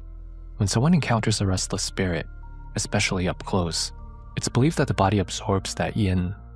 The result? Fevers, weakness, nausea, even prolonged sickness that doctors can't easily explain. It's not just psychological, it's the body being weighed down by what doesn't belong to it. This is why, after returning to Hong Kong, Robert's mother needed to see a Taoist master, a cleansing ritual, often done with incense, blessed water, and chanting. This is believed to purge this dirty energy. Only after that, she began to recover. Without such a ritual, many believe that the sickness could linger indefinitely, or even shorten a person's life.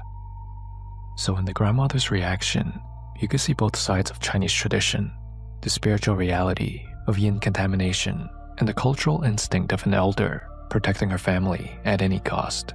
She carried the sickness so that her son and her grandson wouldn't have to. She carried what she witnessed in silence so her family wouldn't panic and have the trip ruined. It's a chilling reminder that sometimes the scariest part of these stories isn't the ghost itself, but the quiet sacrifice someone makes to protect the people they love. So who was this child under the bed? The most likely explanation, given the details in the story, is that it was the spirit of a child who drowned. Maybe in the hotel pool, maybe in a bathtub. These accidents happen quietly. Spirits of drowned children are said to linger in damp places, carrying that heavy odor of wetness. The fact that Robert's mother described the child as drenched and pale supports this. Another possibility is that the child wasn't tied to the hotel at all. In Chinese belief, wandering spirits sometimes attach themselves to families, following them from place to place, hotels being transient spaces, can act like way stations for such entities. The son's toy truck might have attracted it. Child spirits are often drawn to toys or candy. Thank you, Hong Kong horror fans, for making it all the way to this point of the video. I hope you enjoyed this week's episode. I'm looking forward to speaking with all of you again next week.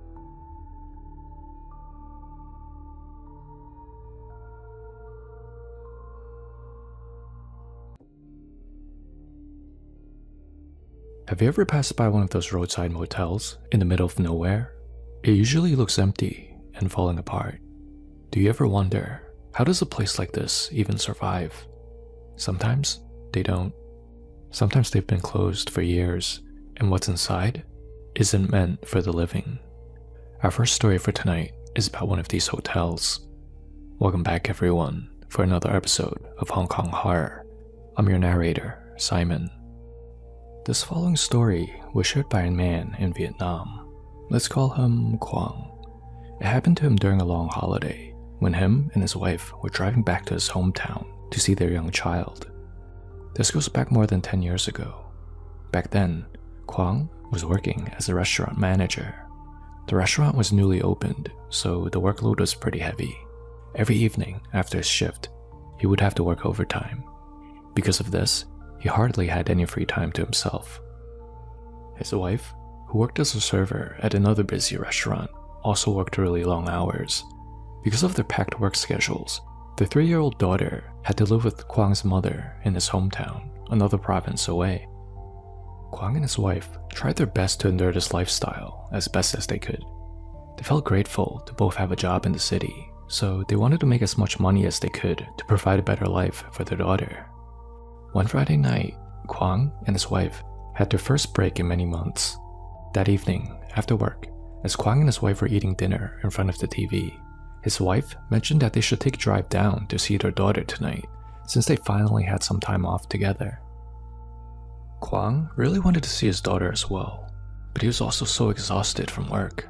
All he really wanted to do tonight was to enjoy his dinner, take a hot shower, and go to bed early. But as tired as he was, he knew his wife was right. They have to really take advantage of this rare time off from work. So he said, "Alright, let's go pack some stuff and head out." His plan was to drive through the night, arrive super early, and spend the whole day with their daughter. After they quickly packed some clothes, they set off around 11 p.m. Quang drove fast since the roads were pretty much empty during this time of night. Eventually, after speeding a bit, they made much better time than expected. When they were only 2 hours from his hometown, Quang suggested, "Hey, why don't we find somewhere to sleep first? If we get there now, it'll be 3 or 4 a.m. My mom will have to wake up and open the door for us. We won't be able to sleep until dawn, so it's probably better we try to find a spot now and get some rest until morning and arrive refreshed." His wife agreed. So, they slowed down and kept an eye out for some local signs for motels or hotels in the area. Eventually, they saw an old rusty sign pointing down a side road saying there was a hotel inside. It was the only sign they've seen for miles, so Quang turned in. They drove for miles down this isolated, rural road, with no hotel in sight. They kept driving and driving, but all there was were trees and brush, but no hotel. "That must be an old sign. The hotel must be gone. There's nothing here," Quang's wife said. Quang agreed, and they decided to turn back and get back on the main road and try to find another hotel for the night. Quang slowed the car down and carefully did a U-turn to start heading back on the main highway. As they were driving back, about a mile later, to their surprise, they saw the hotel on the side of the road. "That's strange," Quang thought. Neither of them noticed this hotel the first time around. How is this possible? Were they both that tired that they both missed this large hotel standing right there? Quang and his wife looked at each other with a confused look on their faces. But it was really late, and they were both desperate to take a hot shower and sleep in a soft bed, so they brushed it off and pulled up into the hotel parking lot. It wasn't a 5-star hotel by any means, probably not even a 3-star hotel, but it'll do for the night. It was tall, about 6 or 7 stories. The lot was completely empty, so they pulled into a random empty spot and shut off the engine. He turned to his wife and said, "Alright, Let's rest here for a few hours before we get back on the road. Kwang's wife looked out the window at the strange hotel with some hesitation, still a little weirded out about how both of them missed this large structure the first time they drove by. But it was really late, and it would probably take them a really long time to find another hotel in the area, so she reluctantly agreed. They both hopped out of the car, grabbed their weekend getaway bag, and started walking toward the entrance together. Kwang's wife wrapped her arms around his as they were walking and asked, "Why are there no cars parked here at all? And why is the atmosphere so creepy?" She wasn't wrong. The surrounding area was forested, and the road was dirt. The hotel looked old and eerie. Kwang was a bit creeped out too, but he brushed it off. He also didn't want to let his wife know that he was a little creeped out too, because that might make her even more scared. "It's just how the countryside is. I've stayed at many hotels like this," he said. In reality, Kwang's never stayed at a hotel like this before. She didn't look convinced, but followed Kwang's lead inside. Kwang pushed the front door open, and they made their way into the lobby, which was empty. Kwang rang the bell at the front desk. Moments later, an older woman emerged from the back room with a smile on her face. Kwang returned the smile and asked for a clean room for the night. Nothing too fancy, just their most basic room will do. She opened the book, wrote out Kwang's name by hand, and handed him a key for the 3rd floor. As Kwang and his wife turned to head up to their room, she called out, "When you reach the stairs, take one item from the box and bring it upstairs." Kwang had no idea what she meant, but near the stairs, he saw an old cardboard box full of envelopes and papers. It looked like discount coupons or something like that. Kwang ignored it, but his wife, who was fond of freebies, grabbed one. They reached their room and began settling in. Kwang hopped in the shower first, since he was more tired from such a long drive. As he was showering, he suddenly heard his wife scream. He rushed out, soaking wet, to see what the heck happened. She had opened the envelope she took from the box downstairs. Inside was a red talisman. Frightened, she threw it away and insisted that they needed to leave. Why would they ask guests to take a talisman before entering the room? Kwang was beyond exhausted now, lost his patience, and told her not to overreact. She grew pale and trembling, saying that something has to be wrong with this hotel. But Kwang brushed it off. He took a towel and dried off and went to bed. He was so tired, he passed out the second his head hit the pillow. He doesn't remember how long he was out for, before he felt like he was suffocating, as if drowning. He jolted awake, and the drowning feeling disappeared. It must have just been a nightmare. His wife was fast asleep next to him, and all was quiet and still in the room. As Kwang rolled over to his side to try to go back to sleep, he heard a strange noise by the door. It sounded like someone was trying to unlock the door. Kwang laid there in the dark for a few seconds, just listening. It was clearly the sound of someone trying to open the door. He slowly sat upright and shouted, asking who was there. A voice replied, "Room service. I'm delivering something someone ordered." Kwang sat there confused, at first thinking maybe his wife ordered food before she fell asleep. Kwang slowly hopped out of bed and made his way over to the door and peered through the peephole. He didn't see anyone out there. He then opened the door just to have a better look, to see if anyone walked off. No one was out there. The whole hallway was empty, not a soul in sight. If someone was just pulling a prank, there's no way they could have disappeared so quickly. What the heck is going on? Kwang thought. Then he looked down. There was a food serving tray, and on the tray, there were plates full of decaying food. Terrified, Kwang shut the door, still trying to figure out who was trying to prank him this late at night. He looked through the peephole one more time, but this time, there was someone standing outside. It was someone in the hotel uniform, standing out there, smiling in a very unnatural way as he was staring at the peephole. Kwang quickly opened the door again to confront this person, to ask them why they dropped off this decaying food at the door. But as soon as he opened the door, there was nobody there again. Really confused now, Kwang turned back to the bed, ready to wake his wife to tell her what was going on. But to his surprise, he saw her standing on the bed, tying a rope to the ceiling fan, about to hang herself. He had no idea where she got a rope from, but before he could figure it out, he lunged over to stop her. She was crying hysterically, saying she had a dream of someone telling her not to leave the room and that if she wanted to survive, she must hide under the bed. She wasn't making any sense at all. She crawled under the bed. Kwang reluctantly followed under the bed, just to be there for her. If that's what made her feel safe, he'll just lay next to her. Kwang laid there, under the bed, next to his wife, who seemed to be falling asleep after her strange outburst. Kwang wasn't going to get any more sleep tonight, as he was still trying to figure out everything that was happening. That's when the stench of rot filled the air. Kwang tried to shake his wife awake to ask if she smells it. That's when he looked over and saw that the person next to him was not his wife at all. It was a dried corpse with sunken eyes, leathery skin, and bone-thin limbs. Horrified upon seeing this, Kwang bolted from the room, screaming for help. Some guests peeked out of their rooms. One man came in, checked under the bed, and told Kwang to look again. When he did, there was nothing there. Totally empty.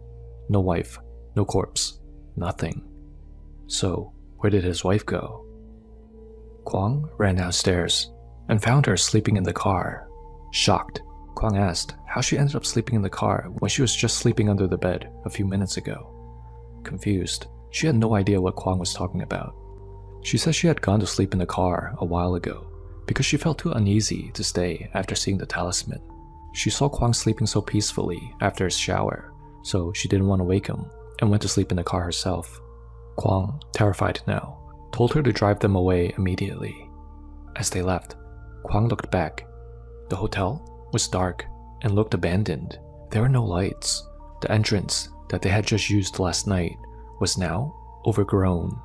Even the roadside sign that led them in was gone. Now, it was just an empty post.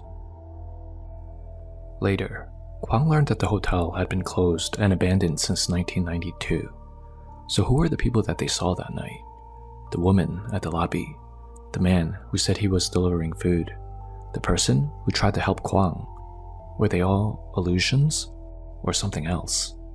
To this day, Kwang never went back. Some of his belongings are still there. He left in such a hurry that he left his small bag of clothes and even his wallet. So, Hong Kong horror fans, what do you think happened here to Kwang and his wife? Before listening to what I think happened, please pause the video here and drop a comment on what you personally think happened. Alright, so what do I think happened here from a Chinese cultural perspective? There were a few key points in the story that lead me to believe that this hotel most likely had some unnatural deaths take place on the property before it was abandoned. Murder, accidents, and people ending themselves are common tragedies that occur at hotels. Even after it's abandoned, the hotel still retains these imprints of these incidents. We often say that buildings remember violent deaths. From Kwang's experience, it seemed that he ran into quite a few different spirits on the property. Some of these spirits could have been related to the original deaths that took place here. Some of the others could be totally unrelated and might not even have died at the hotel to begin with. They may have been attracted to the area after it was abandoned. Abandoned buildings often become magnets for wandering spirits. Do you know why this is? It's because of the energy. Abandoned places are usually very yin-heavy. It's dark, still, damp, and forgotten by the living. Yin energy attracts yin, so ghosts, especially wandering spirits that have no descendants to honor them, might move in. So what about the talismans that the old woman told them to take before they went to their room? You might be thinking, I thought ghosts are usually scared of these talismans. So why were there talismans in this hotel? Yes, you would be right. Real talismans are meant for protection. These are always drawn by a real Taoist or Buddhist master to ward off evil. In this case, I don't believe these talismans were real talismans, but rather inverted protection talismans or traps. Spirits sometimes mimic rituals of the living, reproducing things they once saw in life, like burning incense or posting talismans, but their versions are often twisted with yin energy. These talismans were most likely something called yamfu, yin talismans. This does the exact opposite of what a real protective talisman does. Instead of repelling evil spirits, it'll draw them in instead. What about the part with the strange hotel worker and the decaying food? When Kwang looked through the peephole and sees the hotel worker, that was a direct spirit confrontation. Zhongce. Peepholes and mirrors are pretty dangerous because they frame and focus yin energy. Looking through one is like inviting the spirit to lock eyes with you. The fact that Kwang opened the door again and no one was there is a concept called guaidachang. He was seeing into the ghost's world, but that vision didn't exist in the physical space. If you recall from my previous episode, guaidachang directly translates to ghost hitting the wall. It's a term used when you experience things like walking or driving somewhere, and then suddenly you lose your sense of direction. Or no matter how much you walk, you keep returning to the same spot. Also, when the road seems endless, signs disappear, or when you're doing something and suddenly you look at the clock and you realize that a bunch of time has passed, even though it only felt like a few minutes have passed. Ghosts are believed to be able to trap humans in loops, such as these. It's not hallucination, but a yin world overlay. You're still in the real world, but your senses are hijacked. Not to get too off topic here, if this ever happens to you, there are some traditional methods to break free from this illusion. You can turn your clothes inside out. This supposedly disrupts the illusion. If you have a lighter, light it, as fire represents yang energy. Or you could try placing a bit of soil in your mouth to ground yourself back to the living world. Alright, so going back to Kwang's experience. The decaying food he saw outside his room was very symbolic. Food is very symbolic in Chinese ghost culture because hungry ghosts, all guai, crave offerings because they died with strong attachments or suffering. I believe the spirit was telling Kwang, this place is not for the living, just like how this food is not meant for the living, but it's for us. In a way, it was telling him to leave.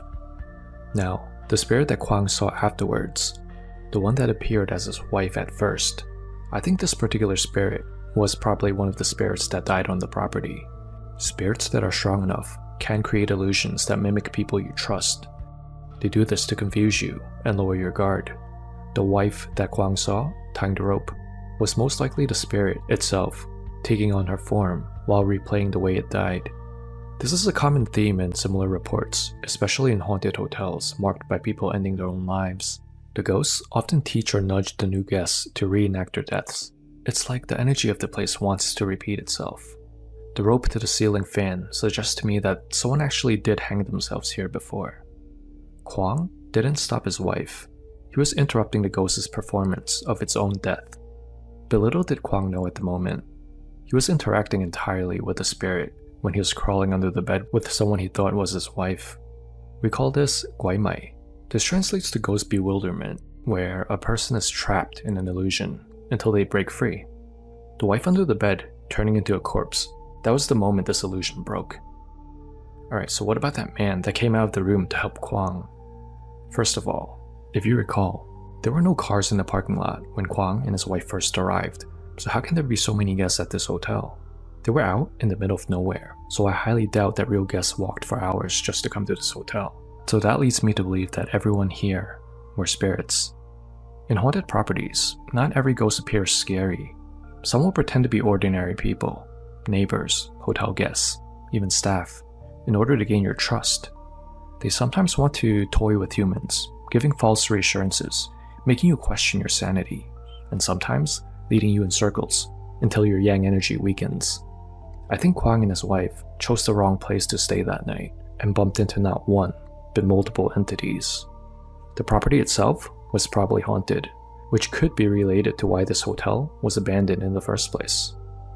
If you're ever on a long drive and you see one of these rundown hotels with no lights, no cars, and that heavy feeling in your chest, just keep driving, because some places don't welcome the living anymore.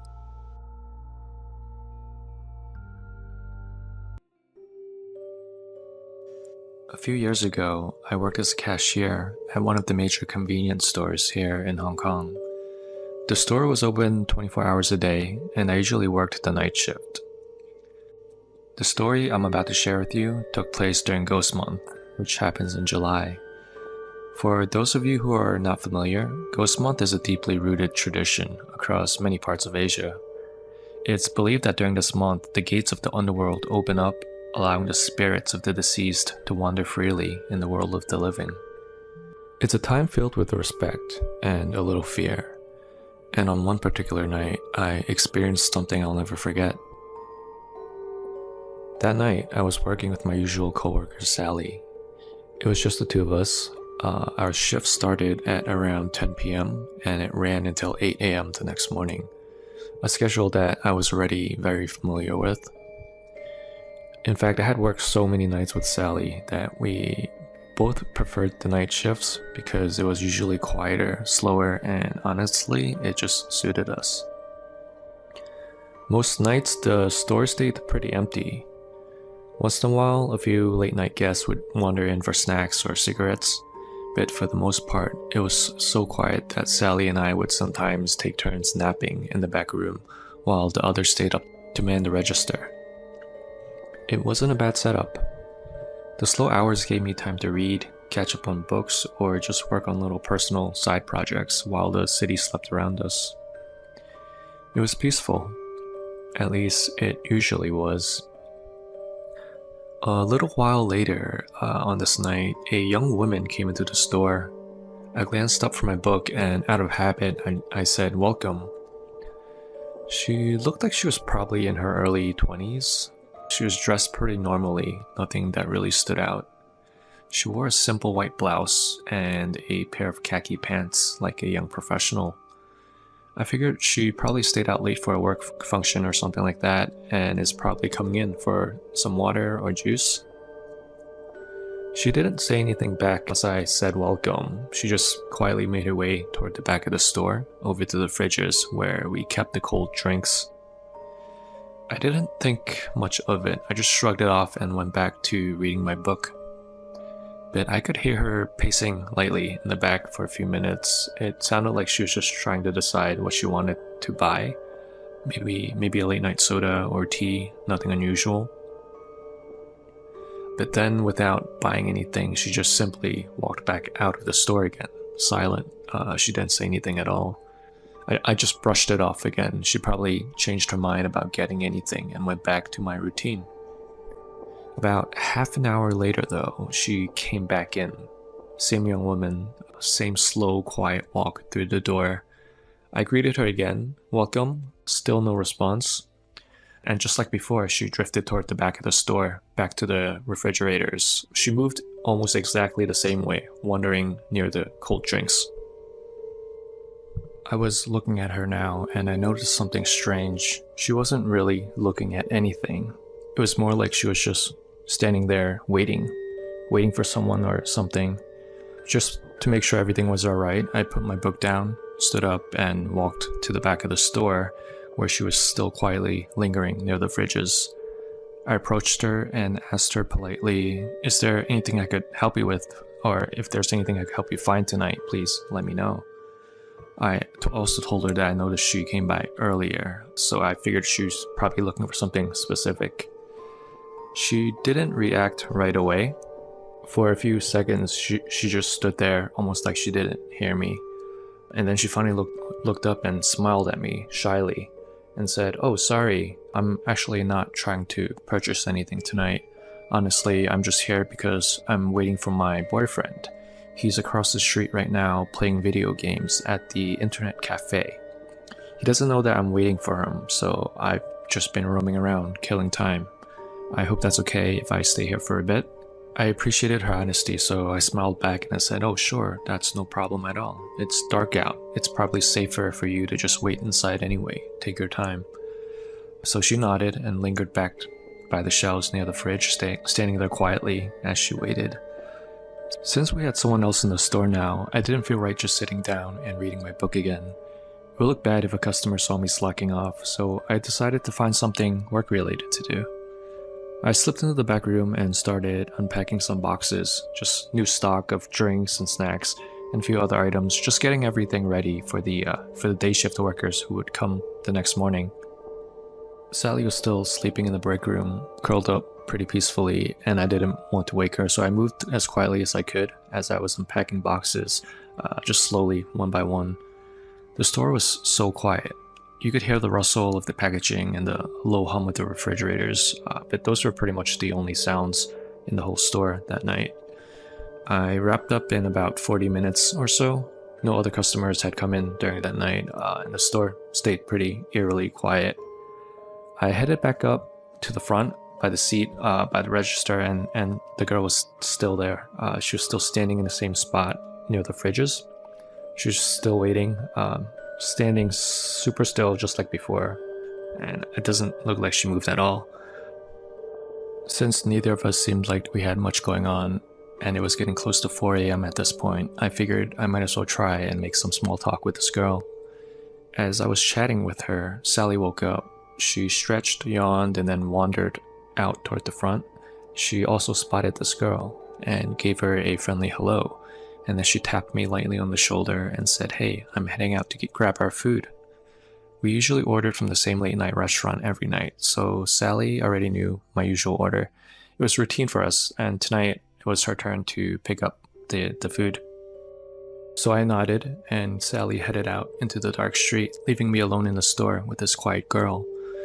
The girl and I ended up chatting for over an hour. Honestly, just about regular things, her life, a little about my life, and it was actually really easy to talk to her. We were around the same age. I think she was in her 20s, as was I, and it just felt comfortable, casual.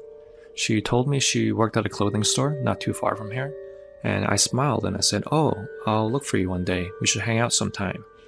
But then that's when she looked down at her feet and just quietly said, "Oh, you won't find me." I just stood there for a little bit and I blinked because it was such a strange response. Why wouldn't I be able to find her? Before I could ask more about that, she shifted the conversation and started talking about her boyfriend. Pretty much saying that he wasn't always the best boyfriend, and she mentioned almost casually that sometimes he would hit her, and once he dragged her up to the roof of their building. I was pretty shocked and concerned. I leaned in and asked, "What happened when he dragged you up there?" She continued looking at the ground the whole time as she was talking, and she just stayed quiet for a few long seconds, her eyes wandering off somewhere far away, and then she just said, "Oh, nothing happened. He's more scared than me now." The way she said that phrase just sent a strange chill through me. I didn't know what to make of it or what it even meant, so I just smiled politely and nodded. Something about her answers always felt off, like she was holding something back. Like there was more she wasn't telling me, but I didn't want to push her. Sally returned with our food. As she walked in the door, she saw the girl still, and she gave a little laugh and said to the girl, "Oh wow, you're still here, huh?" Just joking around. The girl smiled back politely, and Sally just headed straight to the back with our takeout bags with our food in it. Around this time, the newspaper deliveries were starting to arrive. They're always right on schedule. Since I usually work the night shift, I've gotten pretty familiar with most of these delivery guys. I never knew their names, but they usually just drop off the newspapers and left, but we always exchanged friendly hello and bye, and sometimes a little banter thrown in there, and tonight was no different. One of the regulars pulled up, hopped out of his van, and carried the bound stacks of newspapers and magazines to the front of the store, like he always does. As he set them down, he grinned at me and joked, "Hey you, what are you doing just standing here tonight? Have a seat or do something productive, you slacker. Don't just stand there alone, doing nothing." He laughed and then he jogged back to his van. He waved from the driver's seat and then drove off to continue his route. I just stood there. I was pretty confused because I hadn't been standing here doing nothing by myself. I'm standing here clearly chatting with this girl in the store. That's when Sally called from the back saying, "Hey, our food's ready, come and get it."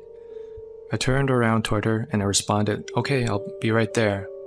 But when I turned back around toward the girl, she was gone. There was nobody in front of me or in back of me or anywhere in the store. There was no sound of the door opening or footsteps, no goodbye, no nothing. It was so strange. We had just spent over an hour talking, and it was a nice conversation. So why would she just suddenly leave without saying anything? without even giving me her name. I did not hear the door chime or even footsteps, so how could she just have slipped away so quietly like that? So I rushed outside and I scanned up and down the streets in all directions. It was totally empty. There's nobody there. No one on sidewalks, no one across the street, no one in any of the nearby shops that were all closed. The streets were just totally empty and still. It was almost like she just vanished. I went back into the shop and told Sally what just happened. So she's listening to me as she's unpacking our lunch from the takeout bags. She looked as confused as I was, especially after I mentioned what the newspaper delivery man said. We both agreed something wasn't adding up, so we decided to check the security footage from that night. We rewound the tape all the way back to the first time that this girl should have showed up into the store for the first time. We watched the monitor closely, but there was nothing. No sign of her. No one entered the store. No one walked past the register to the back to where the fridges are. All you can see is just me looking up from my book, saying welcome, and then going back to reading. So then we fast forward the tape to when this girl came into the store the second time, and there was still nothing. All you can see is me getting up from my chair, walking toward the back of the store, and just talking to myself. There was nobody there. The footage became more and more horrifying as we watched. I was just standing there chatting and laughing for over an hour by myself. And then we got to the part where the delivery man showed up, and just like I remembered, he dropped off the stack of papers and then looked up towards me and saw me alone, standing there by myself. So no wonder he joked the way he did, because from his eyes, and from the camera's point of view, I was just standing there all alone, talking to no one. That's when my blood ran cold, because this can't be real. Sally saw this girl too, clear as day. But yet, on the security footage, she was never there. I started thinking, did I imagine everything? Had it been such a long and exhausting night that my mind created an imaginary friend for me to talk to for over an hour? No, it can't be it, because Sally had spoken to her too. Once when she left to pick up the food, and once again when she returned. We both saw her. So if that's true, then who was this girl that I spent the past hour talking to? As I sat there trying to make sense of it, another memory crept up in my mind. A few months earlier, not too far from the store, maybe like a 5-minute walk, I had seen a couple fighting on the street one late afternoon. It was a loud and ugly scene. A whole crowd gathered to watch. It was a boyfriend and a girlfriend.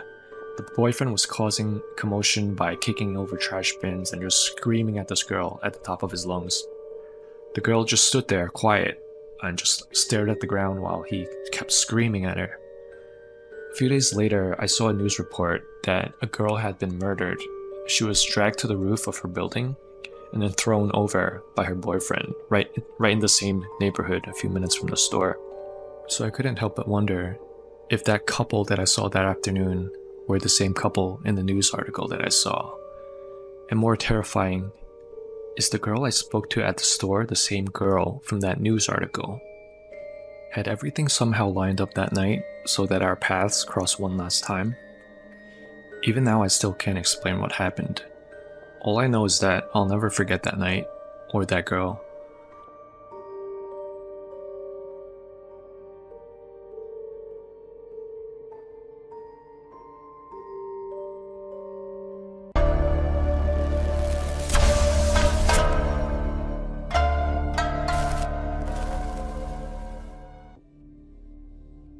Hey everyone, happy Wednesday. Welcome back to another episode of Hong Kong Horror. Simon here.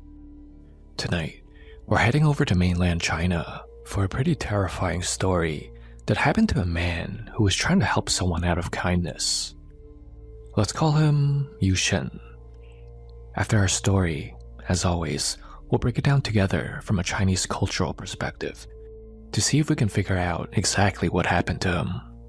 Now, let's turn down the lights, get comfortable, and let's dive right into it. The story started out as an ordinary night. It was a Friday night, and Yu Shen was out at a night market with his friend Larry, having suye, a late-night dinner. This particular incident took place back in the early 2000s. Yushin and Larry were old friends, and every so often they would meet up at this night market to catch up on life over some cheap eats. Tonight was no different. They've done this a million times before. Yushin recently bought himself a moped, which he was mainly going to use to get around town, but he also thought that maybe he could use it to make some money as well. Maybe use it to deliver food or something. That night, he drove it with him to the night market to show it off to Larry, and this innocent act actually got him into a situation that he would never forget for the rest of his life. Yushin is a hard worker, and he moved to Guangzhou to find work.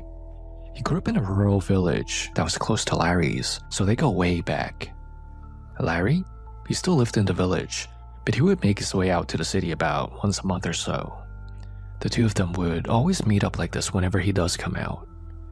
Yushin remembers this night particularly clearly, even though it took place over 20 years ago. Him and Larry were laughing, joking around, having a great time over a plate of grilled oysters with mountains of minced garlic, chopped chilies, and scallions. It was about 11 p.m. at this point, but the night market was still super busy, with a ton of people all gathering over delicious food, unwinding from the work week. Yushin was exhausted. He works a bunch of odd jobs during the week, but he will never miss the chance to see his old friend. Larry complimented Yushin on his shiny new moped. "Wow, dude, it looks amazing. You're gonna make so much money if you use that to make food deliveries. Tell you what, if you give me a ride back to the village, I'll give you 80 RMB. Yushin hesitated. In his mind, he thought, sheesh, back to the village? At this hour? The distance from where they currently were back to the village is not a short ride, especially on a moped. It's a cross-province journey that takes a lot of energy. Yushin shook his head and said, I don't know, man.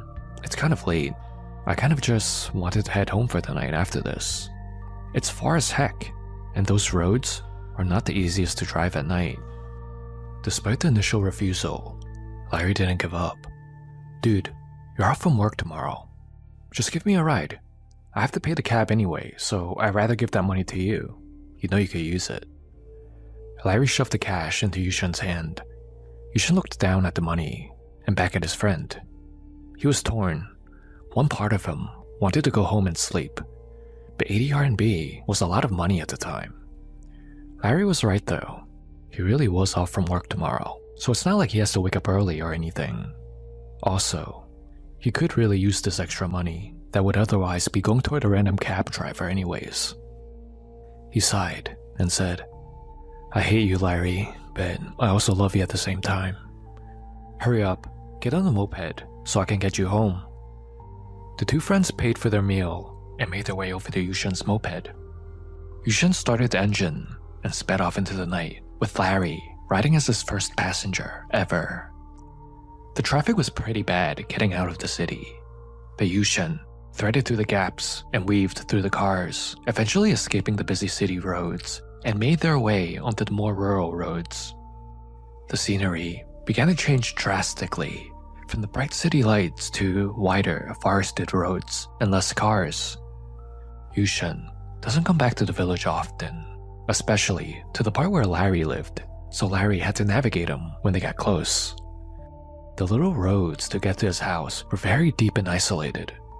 Many of these roads were one-way lanes, concrete strips surrounded by overgrown grass. There were silent village houses scattered far apart. The streetlights here were further apart, and they were either flickering or dead, leaving only Yushin's headlights to cut through the darkness. The deeper they went, the quieter and darker it became. By the time they reached Larry's house, it was almost midnight. Larry hopped off, gave Yushin a big hug, and they said their farewells. Thanks, man. Let's do this again next month, Larry said, before he made his way into the house. Now, Yushin was alone. He paused for a moment to light a cigarette to ward off the cold of the night and drowsiness. He looked around. It was so quiet compared to the city. He hasn't been back to the village in a while, and he almost forgot how quiet it gets here. Yushin sat there for a few minutes, finishing up his cigarette as he soaked in the silence before starting his engine back up again. He turned the moped around to head back to the main road. Riding alone on such a dark, isolated road was not fun. His headlights swept across the tall grass and trees. Yushin tried his best to pay attention and kept his eyes on the road until he reached the sharp bend in the road up ahead. The streetlight at the curve happened to be broken, so the only light came from his bike. As he banked into the curve, his headlight hit something standing there by the roadside under the broken street lamp. Yushin slowed down immediately. It was a woman. She stood there in the darkness, wearing a long, light-colored dress. She looked extremely out of place. She was very well dressed, clean, and her hair was done up in a neat bun. It looked as if she was getting ready to go to some sort of formal event with the way she was dressed. If Yushin was being honest, she looked extremely beautiful, even in the dim lighting. Yushin's heart skipped a beat when he first saw her because he was surprised someone was standing there at this time of night. But then his heart melted because he became intrigued as to who she was. She stood there perfectly still, staring blankly into space. But as Yushin slowly approached on his moped, she slowly raised her right hand and waved him down to stop. Yushin was a bit confused. Who was this gorgeous girl? And what in the world was she doing here, standing here alone at midnight in a place this isolated?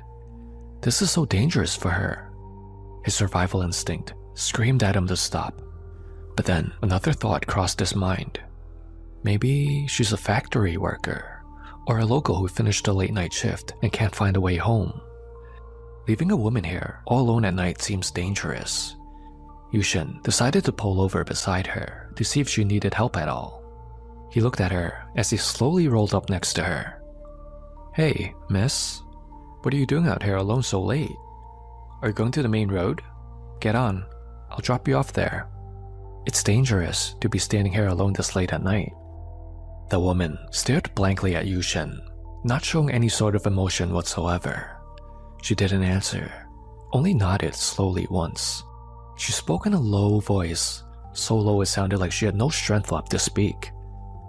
"Yes, okay. Thank you." Yushin scooted forward to make room for her to sit in the back seat. The woman slowly stepped toward the bike and climbed on, sitting sideways like most women do when they ride a moped. The moment she sat down, the first thing that Yushin noticed was the weight. Creak. The rear shock absorbers bottomed out completely. The front of the bike even lifted slightly as she sat down. What the heck? Yushin thought. How is it possible that she's even heavier than Larry? Yushin felt uneasy. He swallowed hard, but tried to think positively, figuring that maybe something was wrong with the shocks. He slowly twisted the throttle and rode off into the darkness toward the main road, which wasn't too far away. After about 5 minutes, the atmosphere changed again. The air, which was already cool, suddenly turned freezing. Yushin's hair stood on end. Along with the strange sudden cold, there was also a very bad smell. As the wind was hitting his face, he kept getting little whiffs of something that smelled salty from the person behind him. It wasn't perfume or sweat. You could only describe it as the smell of wet dirt mixed with that salty smell, as if he left meat out for days. It was so bad that Yushin nearly gagged. He had to hold his breath and sped up to get to the main road faster. He couldn't believe that such a beautiful girl would smell so bad. The smell was such a turnoff for him that he was no longer even interested in getting to know her. As he accelerated, the bike began to wobble. Yushin started to feel a shaking motion coming from the back seat. Thud, thud, thud. It felt like the woman was shaking her legs or something as the moped was cruising along. Anyone who rides a bike or moped knows that if a passenger shakes their legs rapidly, the bike will lose balance. It becomes very difficult to control because of the shaking. Yushin had to brace his arms and grip the handlebars tight to stop the moped from tipping over. He started to get irritated now. What the heck was this woman doing? "Miss," Yushan yelled out. "Please, stop shaking your legs. The bike is losing balance, and it's hard to steer. We might crash if you keep doing that." Yushan was starting to regret picking this strange woman up at this point. As soon as he finished speaking, the shaking stopped. The bike became steady again. Yushan took a long breath, thinking they reached an understanding. But less than a minute later, the shaking returned. This time, it was even harder, faster, and more violent than before. Thud, thud, thud, thud, thud. The moped swayed from side to side. It felt like someone was stomping their feet on the bike. Yushan was livid now. This is a brand new moped. What in the world was she trying to do? He thought maybe she was playing a prank on him or something, so he decided he was going to stop the bike to talk to her. He slowed down, but instead of turning his head to look at her, he glanced into his rearview mirror to see why her legs were shaking so much. The mirror was tilted down toward the road, showing only the lower half of her body. But in the reflection, the woman's legs were hanging perfectly still beside the bike. Her legs weren't moving at all. Yushan was a little confused now. If her legs aren't moving, what was shaking the bike so hard? Driven by a desperate need to know, Yushan let go of the left handlebar.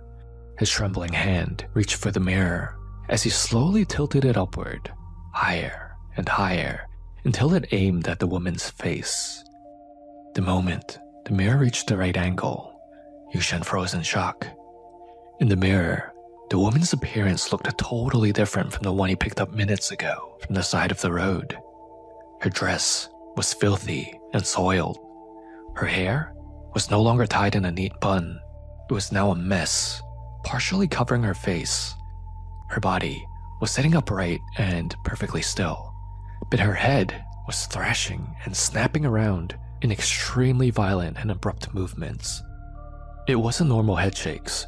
Her neck was jerking left, right, front, and back with extreme violence. Yushan even saw her head snap so far back that the back of her skull nearly touched her spine, then whipped forward instantly. She was thrashing her head with a force that no human neck could survive. That was the source of the vibration. Yushan was pretty sure he could even hear the sound of her neck snapping and cracking behind him, competing with the sound of his engine. Then, the most terrifying part happened. As Yushan looked at her in the mirror, terrified, her face suddenly stopped as she looked directly at Yushan through the mirror. Her face was bloated and discolored, blotchy. Her eyes were wide, bulging almost out of their sockets, staring intensely into his. She locked eyes with him through the mirror. Her lips slowly peeled back into a grin that stretched from ear to ear. "What are you looking at me for?" Her voice thundered with rage. Yushan screamed in pure terror. His natural reflex kicked in as he squeezed the front brake with all his might. The front wheel locked, the bike flipped, and Yushan was thrown over his moped. He laid there on the ground, stunned and dazed. When he finally managed to struggle to his feet, he looked back at his moped, which was now laying on its side on the road. The headlight was still shining into the grass ahead. He scanned the area frantically, but all he found was emptiness. There was no trace of the woman. No one was there. Yushan didn't wait. He scrambled to lift his bike back up, hopped back on as fast as he could, and sped out of that area until he reached the main road. He saw a security booth for a housing estate nearby and rushed toward the security guard. Thinking back on it now, the security guard must have thought he was some crazy person. Yushan ran up to him looking disheveled and acting like he was on drugs or something. He stammered out everything that just happened. As the guard listened, his face turned pale, and he told Yushan something that made him even more terrified. "Brother, I think you met her," the guard said. "Did this happen in the bend at the road back there? Just last week, there was a major accident. A woman was riding her bike home alone at night, and a drunk driver lost control at the curve. He hit her full force. Her body was thrown against a utility pole. Her neck was broken instantly. She died on the spot. After that night, Yushen never gave Larry another ride back to the village again. He also never stopped to talk to random people, no matter how hot they were. So, Hong Kong horror family, what do you think happened here to Yushen? Please, pause the video here and let me know what you think. Alright, so let's break this one down from a Chinese cultural perspective. What's going on here? There's a few things I want to talk about in this one. First, the biggest mistake that Yushen made was stopping for this woman. There's a Chinese saying, 夜路不載人, which translates to, do not pick up passengers on night roads, especially on more isolated roads where there normally aren't much people around to begin with. Yushen ignored his initial instinct to keep driving. This isn't about being nice to a stranger in need, it's more about boundaries. The world is divided into Yonggai, the world of the living, and Yumgai, the world of spirits. So when you're traveling alone past midnight, the boundary becomes thin. Yushen stopped his moped, acknowledged the woman, and even invited her onto his vehicle. This isn't just about kindness anymore. This is allowing something from the Yumgai, world of the dead, into your personal space. He gave her permission to enter his domain. Everything we do matters. The act of stopping alone formed a connection, Gi-yun. Yushen created a temporary bond and a permission link. This is actually why ghosts often do things like waving for help, asking simple questions, or seeking acknowledgement in some way or another. They want to create that initial connection. If Yushen continued driving and ignored her, that would have been enough to deny that initial connection. Now, Yushen stopped out of the kindness of his heart, but sometimes you really have to judge the situation and follow your initial instincts, because sometimes you don't know what you're being kind to. What he should have done was to just keep driving. Don't make eye contact, don't respond, and don't acknowledge. But later, but you, if you don't engage, it won't disturb you. These types of spirits rely heavily on attention, acknowledgement, and permission. If you remove these out of the equation, they lose access to you. As for the type of spirit that this woman was, she's something we call Lo Bing Guai or Lo Guai. This translates to roadside ghost. They fit under the category of spirits known as Wan Sei Guai, violent death ghosts, and Yun Wan. These are spirits of people who died very suddenly. They don't accept their death, remain stuck around the location of death, and often they will try to interact with the living. Now, if you remember from past episodes, there's a subcategory of spirits called Debotling, earthbound spirits. This female roadside ghost, Lo Bing Guai, most likely is in the earthbound spirit subgroup, Debotling, meaning she's tied to a specific location and can't just leave freely. She will repeat behaviors within a fixed range. I wouldn't be surprised if other drivers passing by that bend in the road will come across her again on different nights. More often than not, these types of spirits do not fully realize they're dead, because death came so quick to them. They're oftentimes stuck in confusion or routine, so their behavior often looks like they're waiting for something, or just repeating certain actions. She most likely is reliving the thought of having to find her way home. Also, I want to add that new ghosts in this category are usually more dangerous compared to ones that have been around a little longer, because immediately after death is when their state of shock and resentment is extremely high. Confusion is also extremely high, while awareness is extremely low. This creates a very unstable spirit that can lash out unpredictably, lose control of their form, and they often shift between calm and violent states with no coherent reason. So now you might be thinking, but Simon, I thought they're bound to their location. Isn't this woman leaving the location by riding on Yushen's moped? Interesting question, but let's go a little bit deeper to understand this concept a bit better. When we say that the spirits are bound to their location, it doesn't mean to one exact fixed point. Think of it more like a radius. It's not a specific dot on the ground. The death site is the center. but the spirit can extend outward with a limited range. If you recall from the story, as Yushin and the woman got further away from the bend in the road, things started to shift. Her form started to change more towards her true form at death. It's not a matter of her getting weaker the further she was away from the center of where she was anchored. It's more that she was becoming more and more unstable. In Chinese folk belief, especially Deiboling and Wansei Guai, distance from the death site doesn't reduce power in a clean linear way. Instead, it's more like it introduces distortion, leakage, and loss of control. When she was at the center of her death site, her form was extremely stable, where she was even able to maintain an illusion of her beautiful self and life. She appeared calm and even human. Why? Because that location is saturated with her yin energy. Think of the center of her anchor point as a place with the strongest signal and stable manifestation. The further she moves out of it, the more interference there is to that signal. But the energy doesn't disappear. It just becomes more noisy and unstable. There's less control and more leakage of her true form. Maintaining that clean dress, calm, beautiful human appearance requires control. It's an actively maintained mask.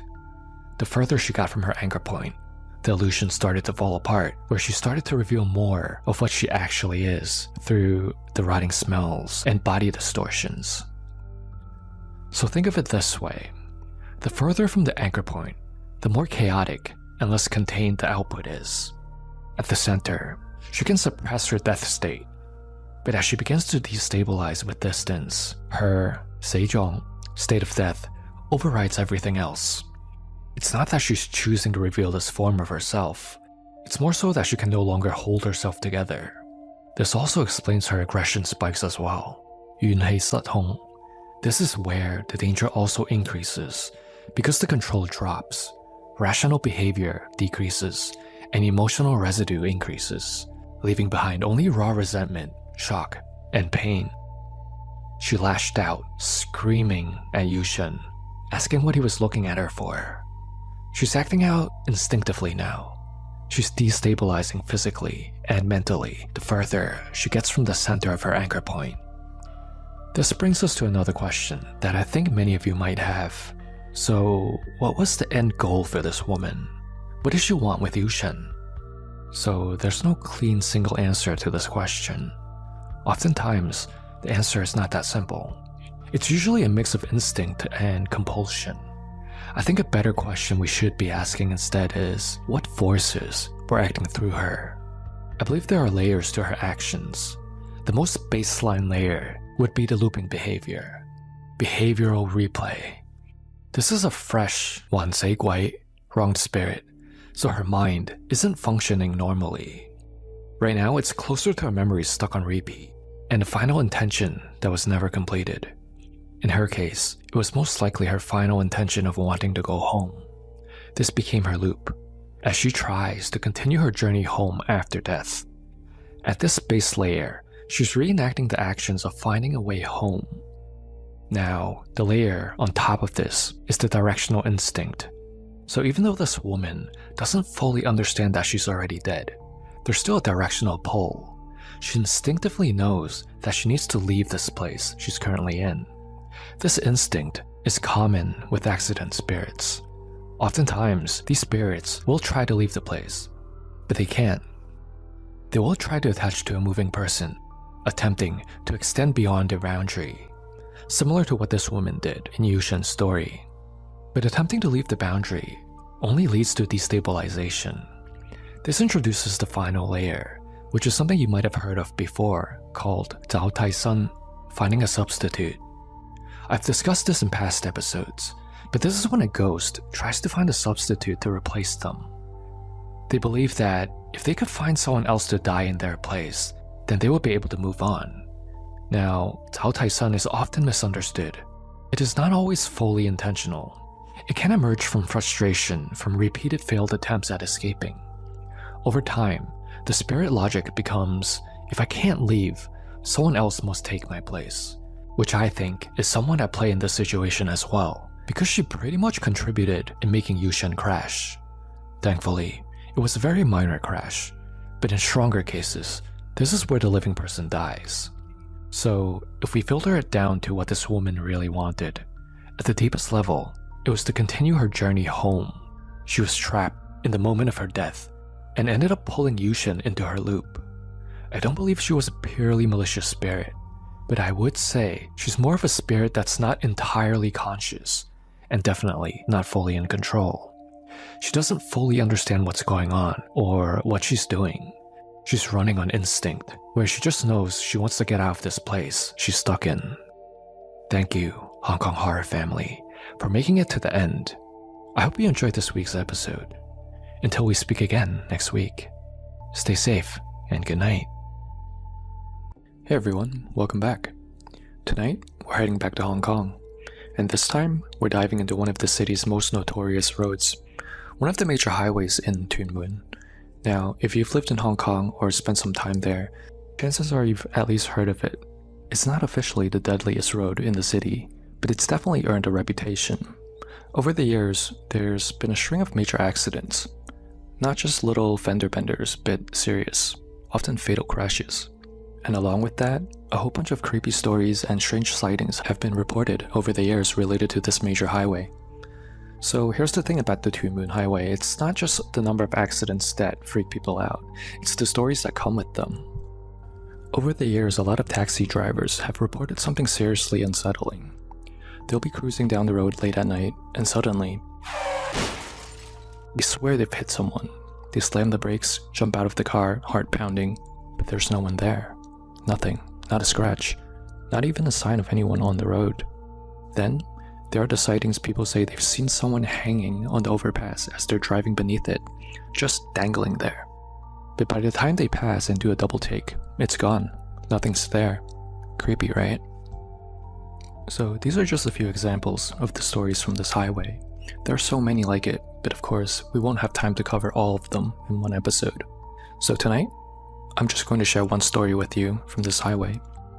So turn on the lights, get comfy, and let's dive into one of the eeriest local legends tied to this particular highway. Now, I first heard of this story from a caller who phoned into a paranormal radio show back when I was there. Every country seems to have one of these. Late night radio stations with eerie music in the background, and just people calling in to share their supernatural experiences. I always love tuning into these and just hearing the local legends and experiences. But this particular story, this one really stuck with me. It really gave me goosebumps, so I hope you guys will like it too. This particular incident happened years ago, early 2000s. There was a man, let's call him Kwan. He was getting off work late one night. It was around 11 p.m. He was tired, just looking to get home, and he was going to take the bus that eventually goes onto this highway in Tuen Mun. Now, just to give some quick context for those of you who aren't familiar with the public transport in Hong Kong, there are two types of buses. There's the minibus, and then there's the full-size bus, which are double-deckers. When I say bus in this story, I'm talking about those big double-decker ones. And one more quick thing, unlike the double-deckers that you see here in the States or in the UK, both levels of the ones in Hong Kong, they're fully enclosed. So the upper deck, it's not open air or anything like that. It's just like the lower deck, sealed up, with rows of seats and big windows and lighting and air conditioning. Alright, so with that in mind, let's get back into what happened to Kwan that night. He waited at the bus stop like usual, and when the bus finally rolled up, he hopped on and headed straight upstairs like he always did. Kwan preferred sitting on the top level. The views were better, it was quieter, and he had one favorite seat, right behind the staircase. It's pretty much this little corner where you don't have to look at anyone's head in front of you, and there's just a nice bit of privacy. It's the perfect spot if you want to just zone out after a long day. Now let me paint a picture for those of you who've never been on one of these buses back in the early 2000s. The lighting was always pretty bad. It had this cold, flickery fluorescent glow that made everything look a little off. People's skin would take on this yellowish green tint almost. It was almost sickly. It wasn't flattering at all, and late at night, it made the whole upper deck just feel very unsettling. Like you're sitting in a ghost story waiting to happen. And honestly, even now in 2025, some of these Hong Kong buses still have the same lighting. I don't know if they just haven't upgraded the bulbs, or maybe it's an older model of bus that I got on, but if you've ridden one late at night, you know what I'm talking about. It just sets this weird, eerie mood, especially when the rest of the city outside is pitch black. But of course, for Kwan, this was just a normal night, a normal ride home. At least, that's what he thought. Now, on this particular night, even though it was already late, maybe around 11 or 12 at night, there were still a ton of people catching the bus. Kwan had gotten on at an earlier stop, so he managed to snag his usual seat at the upper deck, but every other stop after that, packed. Every single stop. More people were waiting, and the bus just kept filling up. By the time they hit the last stop, before heading onto the highway, the bus was already completely full. Every single seat was taken, and the lower level was packed with standing passengers, shoulder to shoulder. As the bus left the last stop and started heading toward the highway, Kwan noticed something. The bus was moving unusually slow. Not just like a casual cruise kind of speed, more like it was struggling. The engine started making this deep, heavy noise, like it was pushing way too hard just to climb a small hill. And then the whole bus started vibrating. Not the usual bumpy road kind of shake. It felt like the engine wanted to give out. The floor felt like it was pulsating. Kwan looked around, and a few people seemed to notice this too. Some glanced at each other, confused, but no one said anything. Then, the engine just died. The whole bus went quiet. The driver put it in park and stepped off the bus to check things out. Everyone sat there, waiting, wondering what was going on. A few minutes later, he came back inside and tried to start it up again. Turned the key, nothing. Tried again, still dead. Finally, he stood up and shouted, "Everyone, off the bus. The bus is broken. You'll have to wait outside for the next one." So now, it's nearly midnight. You've got a packed double-decker bus, stranded.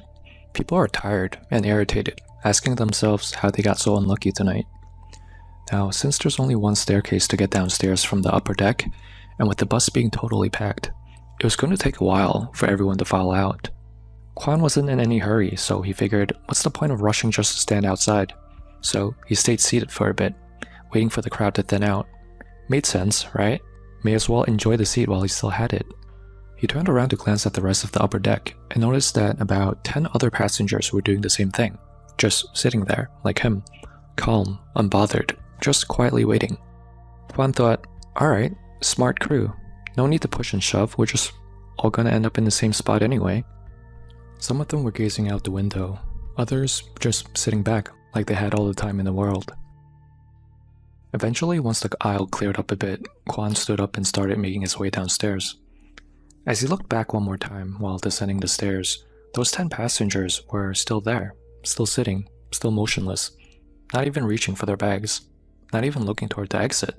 They looked totally calm, like they weren't in a rush to go anywhere. Most of them were just staring out the window. Kwan figured maybe they're just going to wait until the next bus comes before they bother getting up. So Kwan's standing outside now, just like everyone else, waiting for the next bus to show up. It's late and he's kind of regretting his decision to get up so soon. He thinks to himself, man, I should have just stayed upstairs like those smart passengers who stayed behind. Would have been more comfortable sitting down, at least. And as he was thinking that, he glances up, just casually looks toward the upper deck of the bus. That's when something strange happens. His eyes locked onto one of the passengers still seated upstairs, a man, sitting perfectly still near the back. And the moment their eyes met, the man started to smile. But not like a friendly smile. This was something else. It was slow, unsettling. Just this eerie, deliberate grin stretching across his face as he kept his gaze locked onto Kwan. Kwan, caught off guard, gives a polite little nod, the kind of automatic reaction you get when someone makes eye contact with you, and he quickly looks away. Then he looks back up again. The man is still staring at him, and now his smile is even wider. The kind of smile that looks very forced and awkward. Combined with that sickly yellow-green light from the bus's fluorescent bulbs, it made this man's expression look wrong, almost distorted. Kwan felt the hairs on the back of his neck stand up. Something about that smile just didn't feel human. And then, something even stranger happens. As Kwan kept watching, he noticed the other passengers, the ones who stayed on the bus, all slowly turning their heads toward him, one by one, all of them, staring at him with no expressions, except that man, still smiling. Eventually, after what felt like forever, the next bus finally showed up. Everyone started climbing aboard, including Quan. He found a seat near the back, still feeling a little shaken, but trying to brush it all off. Probably just some weird guy trying to mess with me, he thought. But as the new bus pulled away, Quan couldn't help but glance back at the broken down bus still sitting on the side of the road. By now, the lights had been turned off. The inside was completely dark. But as his bus passed by, he saw them. Those same passengers were still all sitting exactly where they were before. They were all staring at him still, every single one of them just sitting there in the dark. Eyes all locked on Quan as he rolled past. So what do you guys think really happened that night? Were those just regular passengers who, for whatever reason, didn't feel like getting off that broken down bus? I mean, maybe they were just tired and planned to take the next bus instead. But if that's the case, why did the driver shut off the lights on them? Or could they have been something else? Spirits maybe? Lingering on the road already known for its dark history and tragic accidents? Let me know what you think. Was Quan just imagining things? Maybe the creepy lighting and the cold AC played tricks on his mind. Or did he come face to face with something not entirely human? Alright, I know I said I would only share one story tonight, but I don't think that single story was enough, right? Okay, let me share one more with you then. This story also takes place in the same area as the previous one. This story happened to a minibus driver in Hong Kong. Let's call him Mr. Lau. He used to run the late night routes, driving from Seung Sui through the quieter districts, long after most of the city had gone to sleep. He's been retired for a while now, but there's one ride he'll never forget, one shift that changed how he saw the job and the world around him. Most of his years behind the wheel were uneventful, just long nights, the occasional drunk passenger, maybe a stray dog crossing the road. But this night, this was different. It happened about 15 years ago. Mr. Lau was doing his usual late night run from Tuen Mun up to Seung Sui. That stretch, especially after 9 PM, is usually dead. No traffic, no noise, just the low rumble of the engine and the dashboard lights glowing in the dark. He rarely picked up more than a passenger or two that late. Some nights, no one at all. But this night, something felt off. It started like any other shift. A little after 10 PM, he was cruising through Seung Sui. Streets were quiet. The radio was crackling faintly with the static. Nothing unusual. Then he saw them. Up ahead, at a stop that was usually deserted.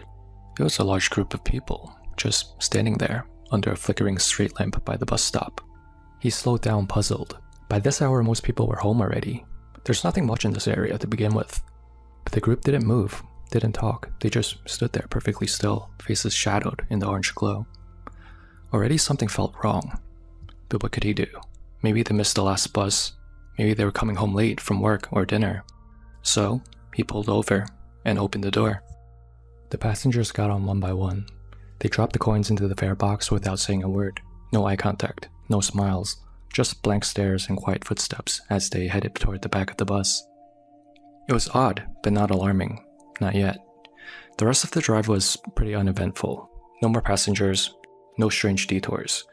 When they reached the end of the line, the passengers all just got off in silence. No goodbyes, no thank yous. Just another quiet night. Or so he thought. Back at the depot, Mr. Lau turned in his fare box like usual, dropped it off, and then he went home. But the next evening, the moment he walked into the depot, his boss was waiting. Didn't say a word, just shoved a handful of crumpled paper into Mr. Lau's hands. At first glance, it looked like cash, but it didn't feel right. The paper was too thin, too dry, and the designs, they were all wrong. They weren't real bills. They were hell notes, joss paper, the kind that you burn for the dead, offerings for the afterlife. These were in your box you turned in, his boss snapped. What kind of joke is this? But Mr. Lau wasn't joking. He remembered those passengers paying with real money. He heard the coins drop, saw the bills go in. He swore it. But of course his boss didn't believe him. He thought he was pulling some kind of scam, swapping out the money and pocketing the real bills. Mr. Lau was furious. He'd driven for years, never had anyone question his honesty. So the boss said, fine. He'd take the route himself that night. Same route, same time. And sure enough, the same group of passengers was waiting at the same stop again. They boarded, paid in real Hong Kong dollars, and sat down quietly. The boss watched every step. But when he returned and opened the box again, held notes again. He didn't say anything at first, just stared at the notes in his hands. The next morning, he went straight to Wang Daixin Temple, came back with the talisman, bright yellow, covered in red ink symbols. Mr. Lau didn't question it, he just hung it on the rearview mirror that day, just in case. He didn't care how it looked. After what happened, he wasn't taking a chance. That night, Mr. Lau took the wheel again, talisman swinging gently from the mirror. As he neared that same stop, he braced himself, but this time, it wasn't a crowd, just a young couple. Nothing strange about them.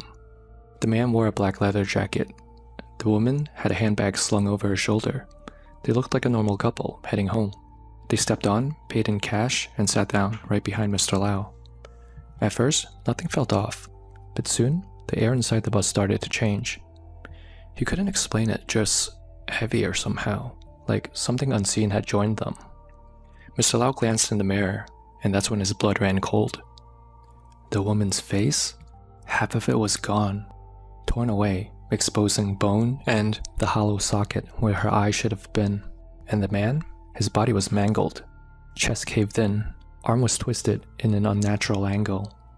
But when Mr. Lau turned to look at them directly, they were fine, perfectly normal. The woman was adjusting her bag, and the man was looking out the window.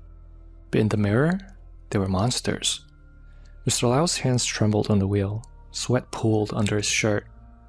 He tried to keep his cool, tried not to scream, not to break, not to show anything.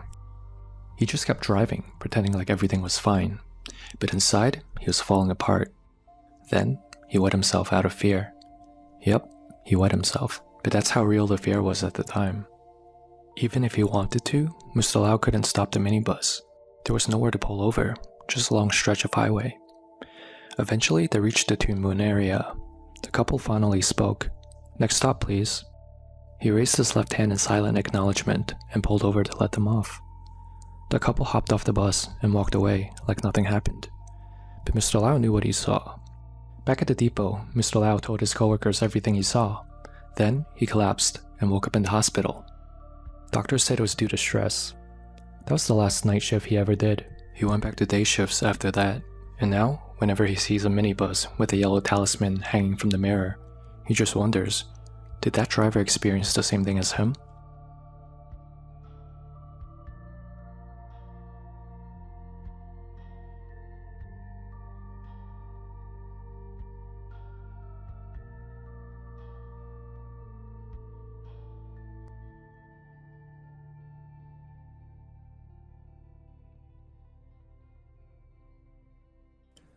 Welcome back. In tonight's episode, we're gonna go into the heart of Osaka, Japan, where something strange and deeply unsettling happened just a few years ago. So this story takes place in a well-known hotel, one whose name starts with the letter T. Locals whisper about it. Travelers leave with uneasy memories. So what happened there? Well, let's just say it's the kind of experience that makes you never want to stay alone in a hotel room again. Let's dive in. Back in 2019, a Japanese musician, we'll call him Paul, was in Osaka for a short business trip. He wasn't exactly a celebrity, not a household name, more of a D-lister really, someone you might vaguely recognize on the street, maybe from a late-night music show or an opening act of a small concert. He was one of those artists grinding it out, still chasing that big break. Now, Paul was no stranger to this particular hotel. Every time he came to Osaka for work, he booked the same place, without fail. It wasn't fancy, but it was convenient. It was close to all of his favorite restaurants, and more importantly, just a short walk from the venue where he usually performed. On this particular trip, Paul didn't bother booking ahead of time. He figured he could just walk in and get a room, like he always did. But this time, things didn't go as planned. When he arrived, the front desk staff politely informed him that all of the rooms were fully booked. Paul didn't take it well. He was known to have a bit of a temper, and it showed. He raised his voice, demanded to know if they had any idea who he was. "I'm pretty famous, and I'm practically a VIP here," he snapped. "I stay at this hotel every time I'm in Osaka. You have to find me a room. Any room. I don't care what it is, figure it out and make it happen. Now, if you know anything about Japan, you know this. Customer service is everything. Even when faced with difficult guests, staff will go above and beyond to accommodate you, especially if you're a regular. And so they did. The hotel staff kept glancing at the screen and then at each other. Paul stood there, arms crossed, tapping his feet impatiently. After a few minutes of quiet murmuring behind the counter, one of them finally looked up with a polite smile. "Sir, we were able to resolve the issue. We found you a room." Paul snatched the keycard, grumbled something under his breath, and made his way to the elevator. The room was small, smaller than what he was used to, but that didn't matter. He wasn't planning to spend much time there anyway, just a place to crash between rehearsals, meals, and the show. But the moment he stepped inside, he noticed it. A strong scent hanging in the air. Not perfume, not cleaning solution. It was incense. The kind people burn during prayers or memorials. It wasn't exactly overwhelming, but it clung to the walls. It lingered. Paul wrinkled his nose. Weird, he thought. But he did say any room will be fine, and to the staff's credit, they made it happen, so he let it slide. Paul didn't waste any time. He dropped off his luggage, freshened up quickly, and headed right back out. One of the reasons he always stayed at this hotel, aside from the venue, was the location. It was only a few minutes' walk from one of the busiest streets in Osaka. Bars, restaurants, KTV lounges, pachinko parlors, you name it. Everything lit up in neon. The city buzzed with life even after midnight. He met up with a few of his buddies, grabbed a late-night dinner, and drank well into the night. By the time 2 a.m. rolled around, Paul was full, tipsy, and just ready to crash. He said his goodbyes, tossed his jacket over his shoulder, and made his way back to the hotel. Just a short walk, one of the perks of staying in his usual spot. But this night was going to be different. When Paul got back to his room, he didn't even bother washing up. He kicked off his shoes, tossed his jacket onto the chair, and collapsed onto the bed. His head was spinning slightly, still a little buzzed, but mostly just exhausted. And the moment his head hit the pillow, he groaned. "Ah, seriously?" He sat up, confused. Did one of my friends follow me back? He stumbled over to the door and looked through the people. Standing outside was a hotel employee, uniform pressed, hands clasped politely in front of him, just standing there. Paul blinked. What the hell? Why would the staff be looking for me at this hour? His mind raced. Did something go wrong with my credit card payment for the room? Did I maybe forget to sign something? Then another thought crept in. Maybe he's a fan. That happens sometimes. Wants an autograph maybe. Maybe even a photo, who knows? The man outside must have heard Paul lean against the door, because without knocking again, he suddenly spoke. "Excuse me, sir. I apologize for the late night disturbance. The front desk sent me. If you don't mind, may I come into your room?" Paul furrowed his brow. That's weird. So Paul unlocked the door and cracked it open. Standing right there was the neatly dressed hotel employee. Uniform was so clean, posture straight. He gave a small bow and continued, "I'm very sorry again, sir, for the inconvenience, but the guest who stayed in this room before you apparently left something very important behind. Do you mind if I come in just for a moment just to take a quick look?" Paul hesitated. The guy looked legit, but something about the whole situation didn't feel right. 2 a.m., no prior call from the front desk. Still, Paul had already opened the door, so he nodded and let him in, but asked him to make it quick because he wants to go to sleep. The staff member didn't waste time. He stepped into the room and began searching frantically, checking drawers, behind the curtains, even crawling halfway under the bed. Paul just stood there, confused and annoyed, watching this guy scour the small space like he'd lost something important. After a couple of minutes, the man stood up, gave a deep bow, and apologized again. Then he left. Paul was irate now. Okay, what the hell is going on? It was almost 3 a.m. now, and hotel staff were barging into his room looking for mysterious items left by somebody else. He collapsed back on the bed, hoping to get some sleep now. Then, his eyes shot open. You've got to be kidding me. He stomped back to the door and looked through the peephole again. Same guy, same uniform, same stiff posture. Sir, I apologize. May I come in to look for something the last guest left behind? Paul opened the door again, but before he could say anything, the man rushed past him and began searching the room again, retracing every single step he did before. Under the bed, behind the curtains, every drawer, nothing. Another deep bow, another apology, and just like before, he left. Paul slammed the door shut and stood there, his hands clenched. Now he is pissed. They're messing with me. That was the only explanation. He picked up the room phone and dialed the front desk, barking into the receiver.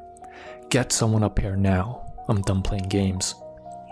3 staff members arrived minutes later, all bowing deeply as Paul stepped out into the hall. We're very sorry for the inconvenience, sir. How can we help? Paul's voice cracked with anger. Help me? Are you serious? One of your coworkers has come into my room twice in the middle of the night, barging in to look for some forgotten item from a previous guest. He didn't even wait for me to say yes the second time, he just rushed right in. What kind of manners is that? There was a long pause. One of the staff, a younger man, looked up slowly and asked, Sir, if you don't mind me asking, do you remember the color of his uniform? What color was his collar? Paul blinked, caught off guard.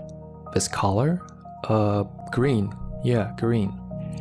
The staff exchanged glances. Then the younger man pointed to his own collar. It was red.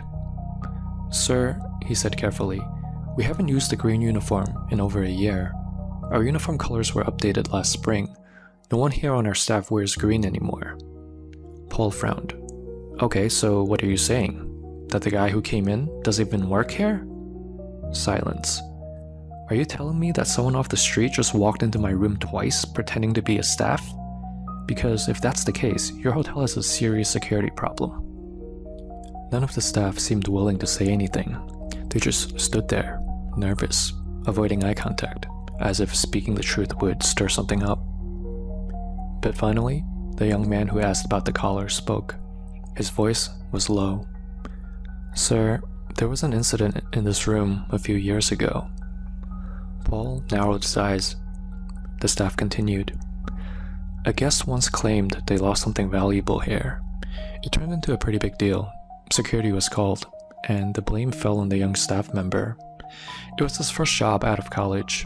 He was publicly scolded by the manager, humiliated in front of other staff and guests, and that night he came into this room and hanged himself. Paul froze. Since then, the staff member said, there's been reports. Guests saying they've seen the same thing you pretty much told us just now. The staff was always polite, always apologetic. The young man lowered his gaze. That's why this room was closed off. We don't normally rent it out anymore. Today is actually the anniversary of the staff's death. This morning, monks came into this room and performed a cleansing ritual. Paul stood there, completely still. The scent of the incense. That's why it was there when he first walked in. It all made sense now. Without saying another word, he grabbed his luggage, slung his bag over his shoulder, and walked out of the room.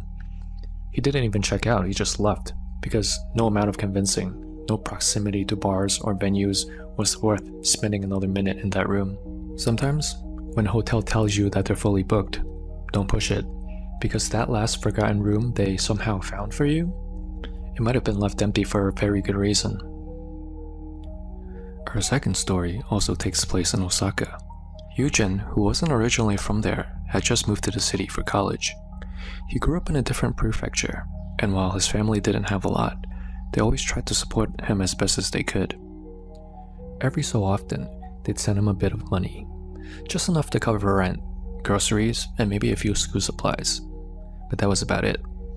He wasn't struggling, exactly, but there was never anything left over for fun. No nights out, no splurging on games or clothes, just enough to get by. One day his friend said something pretty obvious. Why don't you get a part-time job if you need the extra cash? At first, Eugen wasn't too keen on the idea. He had just started college and really wanted to just focus on his studies, but the thought lingered. Eugen had always been into fashion, like really into it, and as much as he tried to brush it off, the idea of being able to afford a few nice pieces of clothing now and then, it was really tempting. Eventually, he started thinking, maybe working a few nights a week wouldn't be so bad after all. So Eugen asked his friend, okay, but what kind of part-time job would even be worth it? I need something flexible, something that won't mess with my classes. That's when his friend leaned in a little and said, well, there's this app. Eugen raised an eyebrow. It's kind of weird, but you can rent yourself out as a boyfriend just for the day. Apparently, it was mostly older women using it.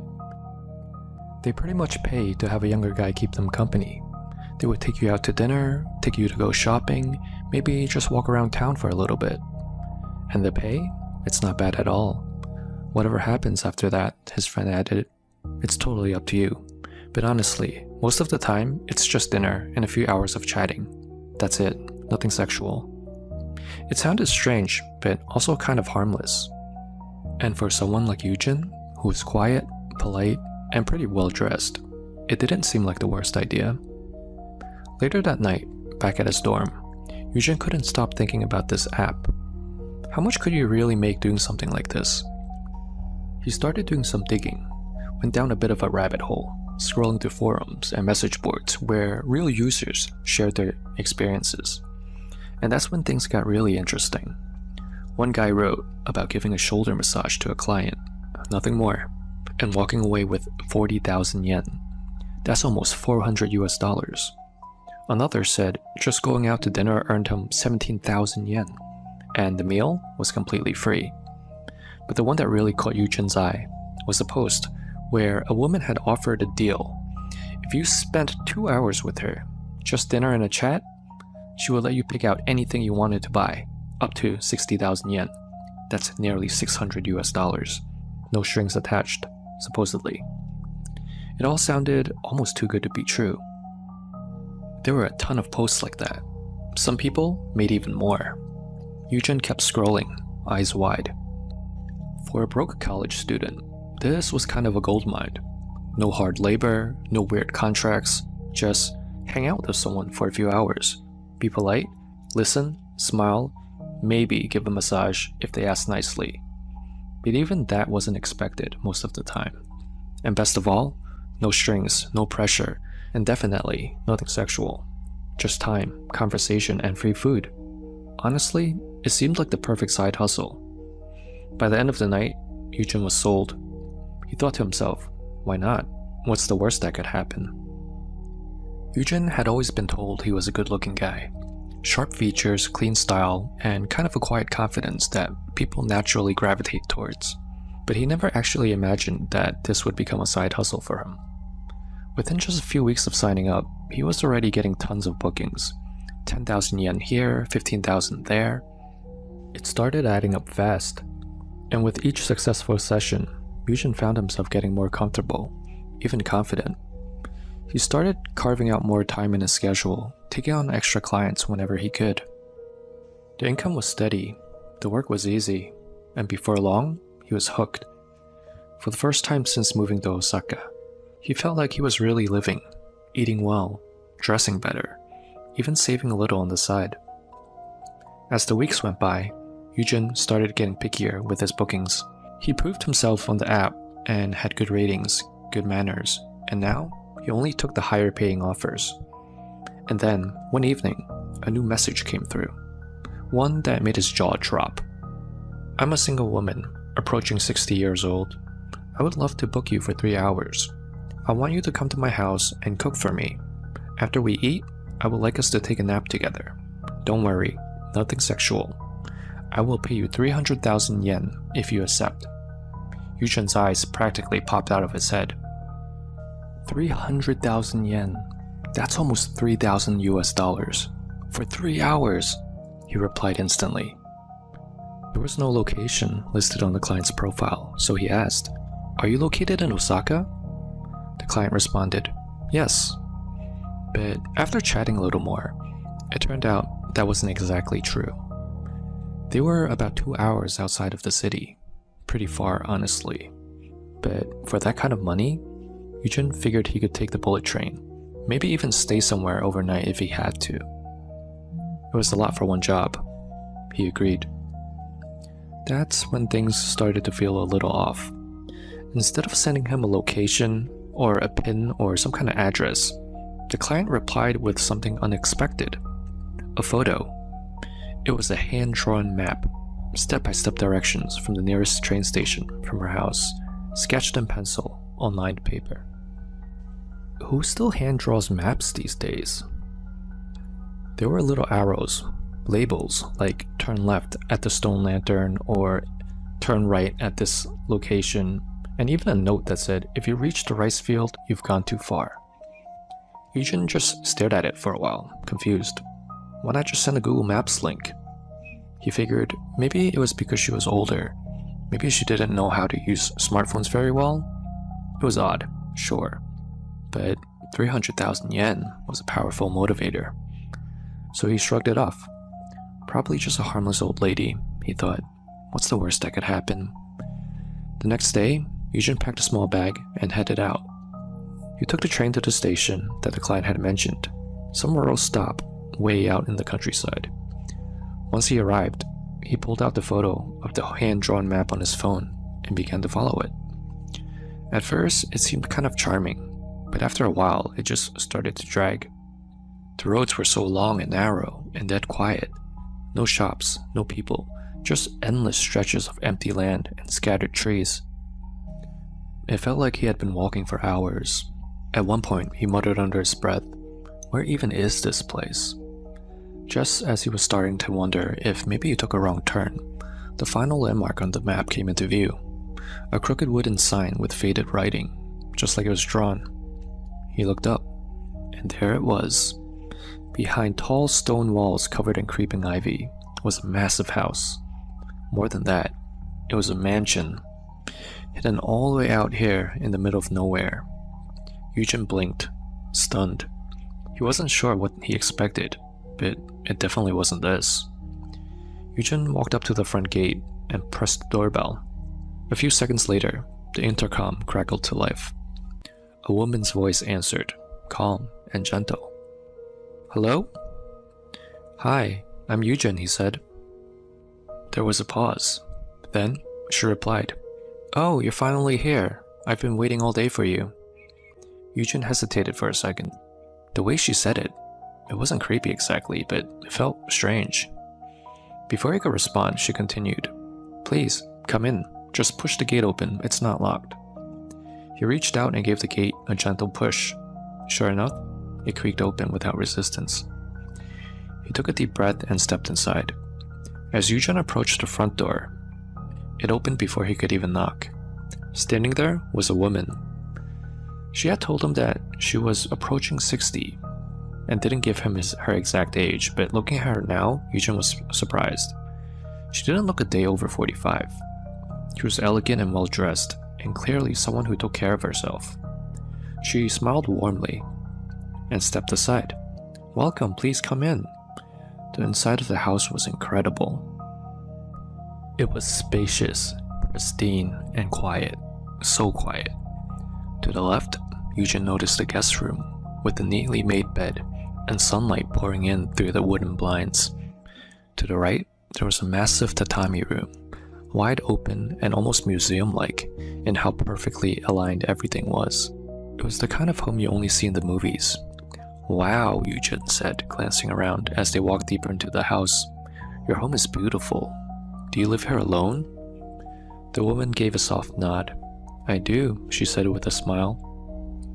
As they walked toward the kitchen, they passed by another room on the left. Eugene slowed down a little bit. Curiosity got the better of him. How do rich people really live, he wondered. He peeked through the open hallway. It looked like a prayer room. The lights were dim, but inside was a stunning altar. Intricately carved, polished to a soft glow, with a large statue of the Buddha sitting at the center.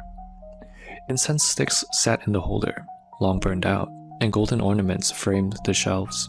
It was beautiful. Wow, Eugen thought, this is next level. But then, something caught his eye. Right in the center of the altar, just beneath the Buddha statue, was a framed photo that caught his attention. But the longer he stared, the more his chest tightened. It looked like him. Same hair, same face, same facial structure. Eugen's heart skipped a beat. Is that me? He thought. No, it can't be. It just looks like me, right? The more Eugen thought about the photo, the more uneasy he felt. His mind raced. Was that really me? Am I overthinking this? But no matter how he tried to reason with himself, that sinking feeling wouldn't go away. Still, he couldn't show it. The woman was standing right there. He forced a smile as she looked at him and said cheerfully, "Take a seat. I'll grab the groceries." Eugen nodded and sat down on the couch, doing his best to act normal. He glanced around the living room. Everything perfectly arranged, like a model home. But even in all that beauty, something about the place felt off. Too quiet, too still. A few minutes later, she returned with 2 large bags of groceries and laid everything out on the kitchen counter. Then she smiled and said, "All right, we can start now." That was part of the deal after all. So Eugen stood up, shook off that feeling in his gut, and made his way to the kitchen, trying to pretend nothing was wrong, even though every instinct in his body was screaming otherwise. At this point, Eugen had one thing on his mind: just cook the meal, eat it, receive his payment, and quickly get out of there. He moved quickly around the kitchen, trying to focus on chopping vegetables, boiling the water, and just anything to keep his thoughts busy. Behind him, he could feel her presence. She was sitting quietly on the couch in the living room, just a few meters away, watching him. Not talking, just watching. Eugen tried not to look back, but he could feel her eyes on him, the weight of her gaze following his every move. He forced a smile once or twice, just to be polite, but she didn't say anything in return. She simply sat there, hands folded in her lap, her expression unreadable. The entire time Eugen was cooking, his thoughts kept drifting back to that photo. It looked so much like me. Too much. He kept replaying it in his head, the face, the angle, the way it sat on that altar. By the time he finished plating the food and brought it out to the dining table, he couldn't take it anymore. She was sitting quietly, still smiling, still so polite. And maybe that's what gave him courage to ask. He sat down, took a deep breath and said, "Sorry ma'am, I didn't mean to peek earlier, but I noticed that on the altar in that room, there was a photo on it. It looked really similar to me. Is that me, or do you happen to know someone who looks a lot like me?" The woman paused, her smile softening into something distant. Then, in a calm tone, she replied, "That's my son." Eugen blinked. She went on, still composed, still gentle. "He was about your age when he passed away due to an illness. I really miss him terribly, still do. But one day, I was scrolling through that app, and I saw your profile picture. And for a moment, it felt like I was looking at him again." She looked at Eugen with a kind and sad warmth. "That's why I asked you here. I wanted to share a meal, lie down for a while, and just feel like I had my son with me again. Just for a few hours." She bowed her head slightly. "I'm sorry if that's strange." At first, Eugen felt a wave of guilt. Maybe he had overthought everything. Maybe this was just a grieving mother trying to feel close to her son she lost. It was a tragic story, a little odd, but understandable. Maybe I'm just being paranoid, he thought. But even as he tried to convince himself, something didn't sit right. The way she talked about her son's death. So calm, so composed. And then, that smile. It wasn't warm. It was broken. It was just off. Subtle, but wrong. After dinner, the woman stood and smiled at him again. "I'll take care of the dishes," she said. You can just relax a bit." Eugen nodded and stayed seated on the couch, still uneasy. As she moved to the kitchen and began rinsing the plates, Eugen quietly pulled out his phone. He went to a website he had heard about, one that lists homes in Japan where deaths have occurred. It's a public database, updated regularly. All you need is the address. He typed it in, and then, there it was. This house was listed. He tapped to expand the details.